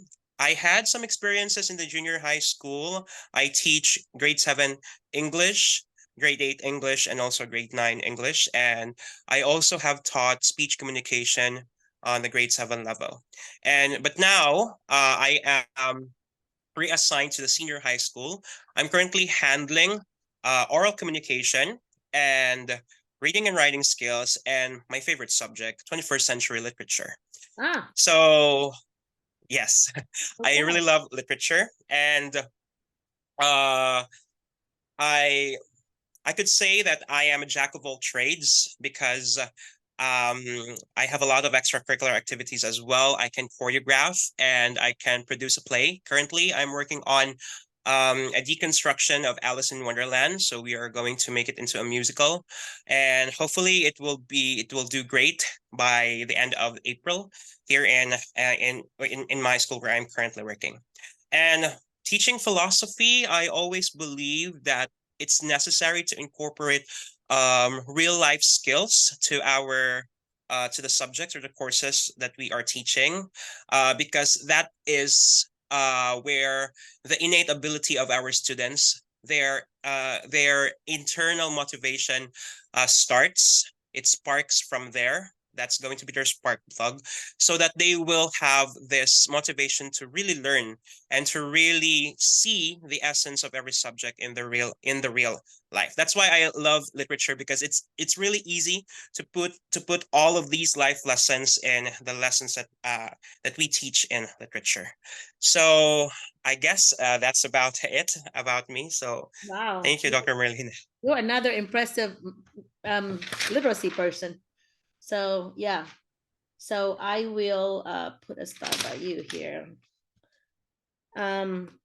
Okay, so how do you teach? You love the 21st century literature. How do you teach it? How do you make it engaging? There are actually a lot of creative ways and fun activities when we teach 21st century. Like recently when you mentioned about the foldable stock, I've also done that. Like for example, for plot structure, like currently last week, I just did that. Like I had this 4-fold activity, but they had to cut the sides into like 3 sections. So in each side is equivalent to one of the parts of the plot structure. And then inside of it, they put there the part of the plot structure for the story safe house. Wow. Okay, so there's the it's story, like and then then 3D. they're given a chance to present it on in front of the class. Good. So you sound like you already teach like me. You already teach like that, and that's good. You know, I was at USJR for 2 years and a half as political science major before I left. Wow. Yeah, I was USJR, in the political science unit. And so anyway, looks like you're gonna do well in the US because you already I do hope teaching so. pretty much the way that we expect, and also the real life. I really like that. Doing the play, make a big deal out of that, because not very many teachers can actually do that, to do a play for the whole school. When you get interview, I want you to really mention that, because you can say things like, if I'm given a chance to work for you, I would love to do a musical of any topic that your students might be interested in. You can kind of sell yourself that way, because there's not very many teachers that have that talent. Okay, so make Okay, sure Doc. you Thank you. kind of highlight that. If you know, that will be a little tip for you, for me. Like just All like right, thank you, Doc. a while ago with the referee volleyball, that's something that's gonna be a top, a seller for you, because they already know that, okay, I have 2 literacy teachers applying, but this one has this ability to do a play, so I'm gonna hire this person. Okay. So that could be Oh, thank you. putting you on the top. Yeah. So make sure that you do that, and use SID foldables. Use that as an example of how you engage students. Yeah. So yeah, so kind of give an example of a strategy that your favorite strategies to get them. So yeah. Okay. Okay, Doc. Good job. Awesome job. Thank you. Yeah. Awesome sauce. Thank you, Doc. Yeah. Okay. So Mike, you've been giving me some really great people, Mike. Good job. Yes po. And Doc, and then before you continue, let's welcome again Doc Elvin's here now. Oh, okay. Finally, after he joined us again. One of our admin in our group. Yes, I missed him too. Doc Elvin, I have missed you so much. I kept asking Mike, I wonder when he's going to come back, because now he's in the US. Doc Elvin actually was one of our very active members here before. Mike and him were always our regulars, but then he came to Hawaii with his wife teaching now, and they got busy and had abandoned us. But lately you have emailed me. So Doc Elvin, tell us about your Hawaiian experience, if you don't mind. Hello, good evening, everyone, and good evening, Dr. Merlina and Sir Mike. Yeah, it's actually 6 a.m. here. That's why I just woke up. That's why we couldn't catch up with the time, because Friday night we have a lot of activities doing. Let's say we bring our son to a basketball practice, and then Well, Elvin, I hope you realize now that you're here that teaching in Hawaii is one of the best jobs here. Do you realize yes, that? amen. Yes, amen. It is the one that most people like really have that goal. Even the locals here have that goal to teach in Hawaii. So if you ever want to move, I want you to think about that. You're not, the other schools are not, the other states are not going to have the scenery and all the beauty of Hawaii. You may be able to find that in some in California and some in Florida, especially if you like the beach, but the other places are not going to have the luxury, the luxurious, sceneries that you have there, and how they do things. My daughter lives there. She's got a house there now. She's a psychologist there. So I know, so I really, from her, I hear that she's really loving it. It's like a paradise. So what do you think? Is it a paradise for you? What are the adjustment as a Filipino administrator? He was a principal and he came over here as a teacher. Teach us what you're teaching, what grade, and your cultural shock stuff. Yeah, currently I'm teaching 4th grade. We teach English language arts, science, math, and social studies. You got the 4 core areas. Well, we have the culture. We have a lot of Filipinos here, Filipino communities. So they embrace us here. They adopted us here. So we are so lucky. In terms of temperature, it's like in the Philippines. So I know. I'm jealous about that. we're like in the paradise, and even though the it's expensive here, but we Very can expensive. manage. Okay, Like and we twice enjoy that here. That's why. And thank you for this opportunity again, Dr. Merlina, to allow me to speak to the new to the participants, and including Sir Mike. Yeah. We've been very busy because Saturday would be our rest day, but since I was able to wake up at 6, so I immediately got into this Zoom meeting. Yeah, the link will always be the same. I'm not going to change the link. So if you have attended here once, you're always going to have the link. So it's not going to change. It's my personal meeting room. So I had a hard time getting to, because I need to create an account again, because my phone is different now, so that's why. Yeah, okay. Well, that's okay. Your wife liking it in Hawaii? She likes it. Yes, we enjoy here. My two sons are already here. One is studying, the one is working. Oh, good for Currently you. working, How old was your son? How old is your son? I don't remember the ages. He's 20 and the other one is 14. Good for you that you brought him before he turned 21. You're smart Yeah. to do that. Yeah, because after Thank 21, thank you. yeah. Yeah. So you are in J1 visa. Can you talk to your district about sponsoring you for I-140? I mean, you have to do I-612 first to waive the requirements. We tried, but this specific state doesn't cater to that thing. I mean, to that after 3 to 5 years we need to really move out. Yeah. We need to go back to our home country. Yeah, and just check on the 612, because once you get that 612, you can pretty much move anywhere, because That is why. Yeah, and you can you with your doctorate degree, you can actually self-sponsor yourself. With your doctorate degree, Self-sponsor. yeah, Okay. you can actually do yourself. So you need that school, because you already have a job. You have a contract, so you can actually do the waiving. Your step is I-612 first, and then your I-140. That's your H-1B, and then after the H-140, then you do the adjustment of status. So you got 3 paperwork to do. So I-485 is the third step. Okay, so that Yes. once you get the adjustment of status, the 485, then you get a green card if it's approved, and you can Wow. you can actually I don't know, I think you can send both the 485 and I-40. I would separate it. I would wait for the result of I-4 and then do the adjustment of status, because it's like getting your green card. See, so you're applying yourself for H-1B under advanced degree. Okay, and then so yeah, try that, and you can research the amount. I want to say it will cost you maybe $5,000, $5,000. because you're already here. Yeah, Yes. about between 4,500 and 5,000 is what I'm thinking for each of you. But it's worth it if you're gonna be here for a green card. It's Yes, worth it. yes. Yeah. And for the waiving thing, waiver thing, you can even say like you have your kids already, and that it is gonna be harder for them to adjust again because they already used the American thing, and also for your evidence for your waiving, you can do letters from parents, letters from students, that you're doing a good job, and from the colleagues that you're a team worker, collaborator, and then for your your supervisor that you're a good, you're good at your job, and that so things like that, you need to do some kind of paperwork, document what kind of teacher you are, and so they need to approve that they want you to stay here.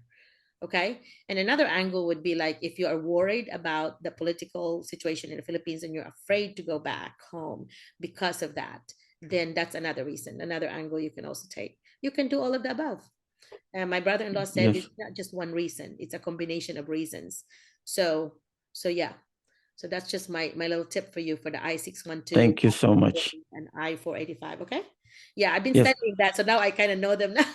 I think the I-612 is $900. I think that's what it was, and Yes. then the I-140 would be about, that's the biggest chunk of it because they have increased it. Yeah. Yes. So anyway, Thank you so yeah. much, Dr. Merlina. Yeah. With regards to that, what is that health facility that we Perimeter. You said you we didn't want to? yeah, because we kind of felt that probably we need to adjust to that specific setup again, like behavior problem. I mean, severe behavior problem. Probably we couldn't. I observed one though. They were not showing out at all. They're actually Okay. yeah. There's 3 adults there. 3 adults are kind of the disciplinarian, so they don't dare misbehave. So they're actually like a regular classroom. Yeah, because I kind of peeked, whenever I went through, and I was like peeking at classrooms, and I didn't see any problems at all. So you Yeah. just, but it's nice to have those 3 adults. You can never find a school where you have 3 adults to do discipline. Well, all that you're concerned is that Wow. the academic. Yeah. Is it still open until now? I mean, is They it haven't done no? the interview yet, but I extra off there because you said you didn't want to be. Yeah, because my wife was kind of hesitant about. I mean, Yeah. she's afraid of Yeah. Well, the kind of students she'll be dealing to. yeah, it's an all male thing, and they are, I think it's a campus. I mean, they are staying there. So Okay. they have their dorm at the other end. Yeah. So we were just at the classroom end of it. Their classrooms are huge. They're big classroom, and there's a Oh. lot of adults everywhere. Yeah. So anyway, yeah, that's why I was surprised when you said you're not interested, and I'm like, okay. And it's because my wife decided not to, Yeah. because she's afraid of, because here we kind of adjust to the inclusive education, which in the Philippines is different. Here, special education students are mixed up with the regular ones. So if you have 5 or 6, oh, like Well, you're yeah. But they you're don't you're provide you with a paraprofessional when that's the case. They don't provide you with an aide. no, we have shortage of EAs here. Oh, okay. Shortage of I mean, we're supposed to have our at least 3 EAs per class, Mhm. like when we started, but now we don't have it Well, because they may be breaking the law of the Office of Civil Rights if they're not addressing the needs of your exceptional needs children. So they may want to check on that because they home yes, they only have like counselors pulling them out of the class when when they need to meet them, but not inside the class. Mm. Um, Mm. when we started, we have 2 or 3 EAs who are who retired teachers, or who are not actually teachers. Mhm. But it actually helps. But if you're all alone, and then That's hard. Yeah, that's yeah, very challenging, sounds like. but we're adjusting. We Yeah. are surviving. Mm-hmm. You might want to try, if you haven't yet, having them partner up now that you know their abilities. The only thing is, do not pair up a special ed with a gifted. That's too extreme end. But you can do like a special ed and a regular kid, or a regular kid, special ed with a gifted is okay. But just don't go the too extreme, special ed and gifted. But try the pairing part, because they said that the kids actually learn faster from their peers than from us. They actually learn more because it's kind of like their own language when they teach each other. So Yes. yeah, if you can try that and see if it works, it might help you with the challenge of being, you are needed everywhere because of how struggling they are. That might help you doing that. And then when you are comfortable with the pairing, then you can start doing 3 or 4 people, bigger group with roles. So you can do that, but just try the pairing, because then you can kind of control it. So they're over there, their seats are very much together because they're pairs. So you almost like see a column of, rows instead of like divided up rows. You see a column of kids. There might be 8 on the right side, 8 on the left side, and they're together. Yes. So they have to work together. And then during assessment, you can have them use a folder to kind of, have a little wall. I call them the wall. Get your wall up, in order to not peek the answers. So I always tell them to do their wall up if they are doing assessment. So yeah. One thing I realized, that they are behaving. Let's say for those students with behavior problems, they are behaving differently when they run out of meds. When they run out, Yes. yeah, When they're out of meds, supplies. or it Yeah, needs to be readjusted, right? Yeah. that's why they're behaving crazy. I mean, Yeah. they're behaving If that's the differently case, yeah, most if of the that's the time. case, you need to be calling the parent, make sure, and you need Yeah, to we're doing that. We're yeah, doing that. communication notebook, and put a date or whatever. That way later on you could kind of see, a pattern. Like one situation for me was, there was a kid that was always forgetting whenever the kid was in another parent, they were divorced. So they were always like, oh, those days was with my husband, and obviously my husband has not been keeping up with making sure he took his medicine. So we discovered that based on my notes about when it happened. And so things like that, make sure you communicate with the parents, because you want the parents to be accountable as well, to make sure that their kids have medicine. So I Yeah. would text the parents or email the parents, however you communicate with them, and tell them, we didn't have a good day today. This is the good thing that happened, but the rest of them are not very good. I'm hoping you could help me as my partner in education to help me that he remembers that, because it really affects his, his temperament or whatever. So you may Yes. want to do that if you haven't yet. Yes. And then, I would like to tell the viewers who are planning to come to to America, let's say not all schools. I mean, most of the schools are inclusive, so let be prepared for that, because when we came here, when we started teaching, we were kind of shocked because we have um, regular students mixed up with the sped students. I mean, especially the behavior problem, Wow. students with behavior problems. So you're going to be shocked with that kind of setup, but you will get to be adjusted and you will survive eventually. Yeah, that sounds like you had a rough start. Yeah, it was Rough kind of start. rough because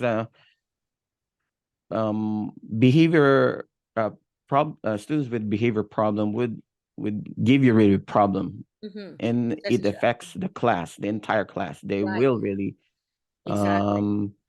cause problem because they are the bullies. They will be the bullies of the class. So if you have 5 of them, oh my, it's like you a put them in roller the four coaster. corners of your you put them in the four corners of your room. Don't put them together, because they will kind of get together and be against you. You don't want that. You Yeah. don't want people to be against you. You know, there are many of them.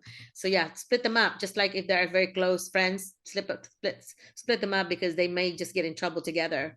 You know, and I always try to make it like a reward. Okay, if you do this, then you can sit with your friend. You know, that's kind of, I Yes. would make it as a reward. Just like, you know, sitting in the front versus sitting in the back. They think sitting in the front is a punishment. So if somebody in the Yeah. back is getting trouble all the time, I move them to the front, and they know they're Yeah. being punished. Especially high school. They do Yes. not like to sit So, in the front. Doc, once you prepare all the activities each day, and get them engaged, so less time for them to do crazy or misbehave.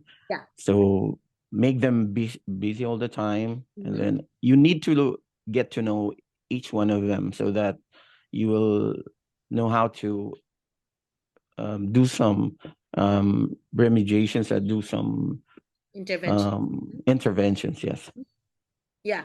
So you now understand what I said about the first and the second core propositions, right? Knowledge of Yeah. students and knowledge of content. Yeah. Yeah. So you see that it's very strong Yeah. about both. Yeah. Yeah. You will Both apply strong. that thing. Yeah. Yeah. Yeah. So so I'm so glad that you survived that and that you're thriving. And it sounds like a really, really trying thing, you know, very That's why I wasn't able to join your meetings, because sometimes I prepare on a Friday night, so that Saturday I would sleep, and Yeah. Sunday. Yeah. It's an honor that you decided to do it with the Hawaiian time difference, 5 hours. But anyway, so Dr. Alvin, you really did a very good job of mentioning the transition part. And during Yeah. transition, that's when they get in trouble. So if a teacher Yeah. does not have a very good transition yet, then you need to be better at it. Your transition Yes. is moving from one activity to the next, or maybe moving to a grouping to an individual, you know, back and forth like that. Work on being, you know, have a good transition. And a lot of times you do it like with, you know, calling them a group at a time or whatever at a time, instead of them just running to the next whatever, and it does your flow.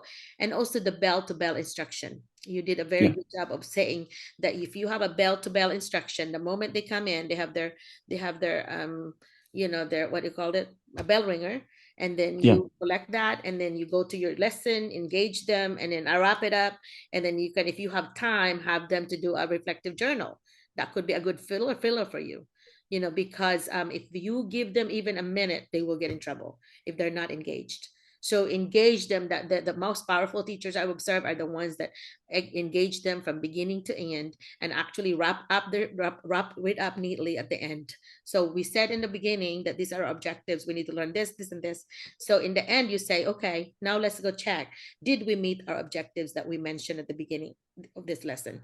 You know, okay, we checked this one, we covered part of it, but not this. Tomorrow we're going to do more of this, you know, and all that. So you kind of reflect at the end with your students, and then wrap it up. And then if you have more time, then you can give them a journal or whatever other fun activity, anything. Like some teachers, because it's nearly Valentine's, they would do a Valentine sheet, but the question in that sheet will be related to what you are doing. So if you're doing Yes. elementary, you might doing addition and subtraction. Well, you do some addition and subtraction with that. If you Google it, there's a lot of sheets already made for you. That those are your little sheets at the end that you can have, and I call them the bonus sheets because only the folks that really been working hard that gets to the bonus sheet. And when I have motivation thing, like if I have the the economic classroom where they get paid extra and they pay rent and so on, so they get a bonus. They get bonus money, bonus fake buck from me or ticket Yes. for auctions. Yeah. So if you Yeah. had the bell-to-bell instruction, that would work. It sounds like you got it figured out too. And it's so Yeah. different from your role that you were a principal and then here you're back, Yeah. right? In a different. Yes. Yeah. So what is the pay there, if you don't mind me asking? Because Arkansas is 50. How much is the beginning pay in Hawaii? It's 50, yeah, per year. But in my case, I have tutoring, so I go. You get a lot more And extra the money. and the Hawaii Department of Education is paying for the tutoring. How much is the per Yeah. hour there? Is 50 or 40 to 50? No, 42 per hour. That's And very you good. meet your students 3 times a week, Yeah. and then Yeah. that's the extra pay. Yeah, that's awesome that you're doing that. Is your wife doing that too? She's helping me because she wasn't able to get into the team of tutors because there are a lot of applicants actually are a lot of line up people Yeah, it's a who would like screening to. process. Yeah. Yeah. Okay. Yeah. But I'm handling those EL students English learners. with the Spanish speakers yeah. Because your Filipino With language helps you. yeah. Yeah. So I have cool. 7 right now. So Okay. it's kind of I enjoy it because Good. it's your extra time Yeah. having extra pay. Extra pay. So what kind of subjects are you tutoring? Is it English and math? The same, the 4 subjects, the 4 the 4 core. English, math, science, and social studies. And are they in this? But Are they also 4th graders? 4th graders, yeah. Yeah. So you just pretty much continuing what you were doing and then Yeah. doing it with other subjects. Yeah, with the other kids. So these are not just your kids; they are all 4th graders from your school, right? Yeah. Yeah. Okay. Well, And they are all Spanish speakers. I mean, so Okay. sometimes they would ask you questions about so we just kind of follow that formula that has worked before.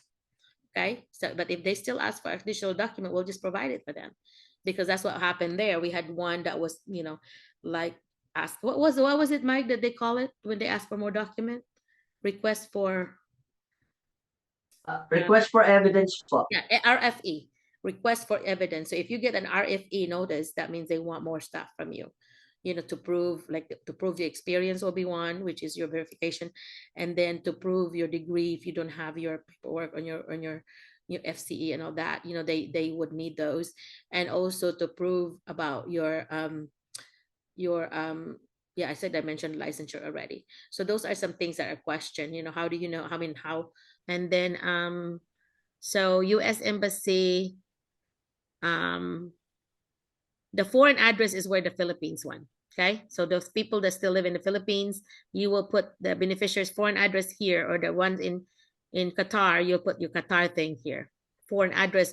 Foreign means foreign, not U.S. Okay, so they call you